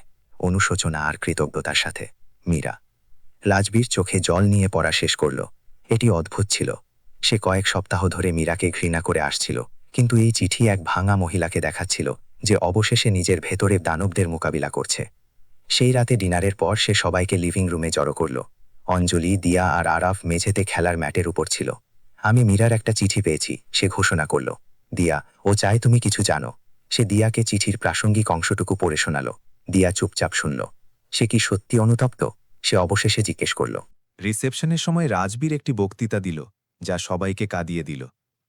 1 বছর আগে কাগজে কলমে আমার জীবন নিখুঁত ছিল। আমার কাছে টাকা ছিল, সাফল্য ছিল, একটা পরিবার ছিল যা ছবিতে ভালো দেখাতো, কিন্তু আমি ভেতর থেকে শূন্য ছিলাম। তারপর অঞ্জলি এলো, এক মহিলা যে সবকিছু হারিয়েছিল, কিন্তু যার হৃদয়ে আমার ছেলেকে বাঁচানোর জন্য তখনও জায়গা ছিল। আমরা তখন জানতাম না যে ও ওরও ছিলে, হয়তো নিয়তি জানত, হয়তো কোনো কারণ ছিল যে ও ঠিক সেই জায়গায় ছিল যেখানে সেই রাতে ওর থাকা উচিত ছিল। আমি সংযোগে বিশ্বাস করি না। আমার বিশ্বাস যে কিছু মানুষ একে অপরের সাথে দেখা করার জন্যই জন্মেছে, এবং আমি এই অসাধারণ মহিলার সাথে দেখা করার জন্যই জন্মেছিলাম, যে আমাকে শিখিয়েছে যে সত্যিকারের ভালোবাসা রক্ত, টাকা বা পদের সাথে সম্পর্কিত নয়। এটি পাশে থাকার নাম, পাশে থাকার সিদ্ধান্ত নেওয়ার নাম, নিঃশর্ত ভালোবাসার নাম। সে অঞ্জলির জন্য গ্লাস তুলল, সেই মহিলার জন্য যে আমার ছেলেকে এবং আমাকে এই প্রক্রিয়ায় বাঁচিয়ে নিয়েছে। সবাই চোখে জল নিয়ে টোস্ট করল। বিয়ের 6 মাস পর অঞ্জলি জানতে পারল যে সে আবার গর্ভবতী। এইবার রাজবীর প্রতিটা মেডিকেল অ্যাপয়েন্টমেন্টের সাথে ছিল। সে প্রতিটা আল্ট্রাসাউন্ডের সময় ওর হাত ধরে থাকত। আর যখন পরের বছর ফেব্রুয়ারিতে তাদের মেয়ের জন্ম হল, অঞ্জলির চোখ আর রাজবীরের হাসির মতো এক সুন্দর বাচ্চা, তখন তারা ওর নাম রাখল রাধা বৈশালী সিংহানিয়া শর্মা। রাধা সেই বাচ্চার জন্য যাকে অঞ্জলি হারিয়েছিল, আর বৈশালী এই কারণে যে মীরা, যার নাম বৈশালীও ছিল, এই গল্পের অংশ ছিল যা ওদের একসাথে এনেছিল।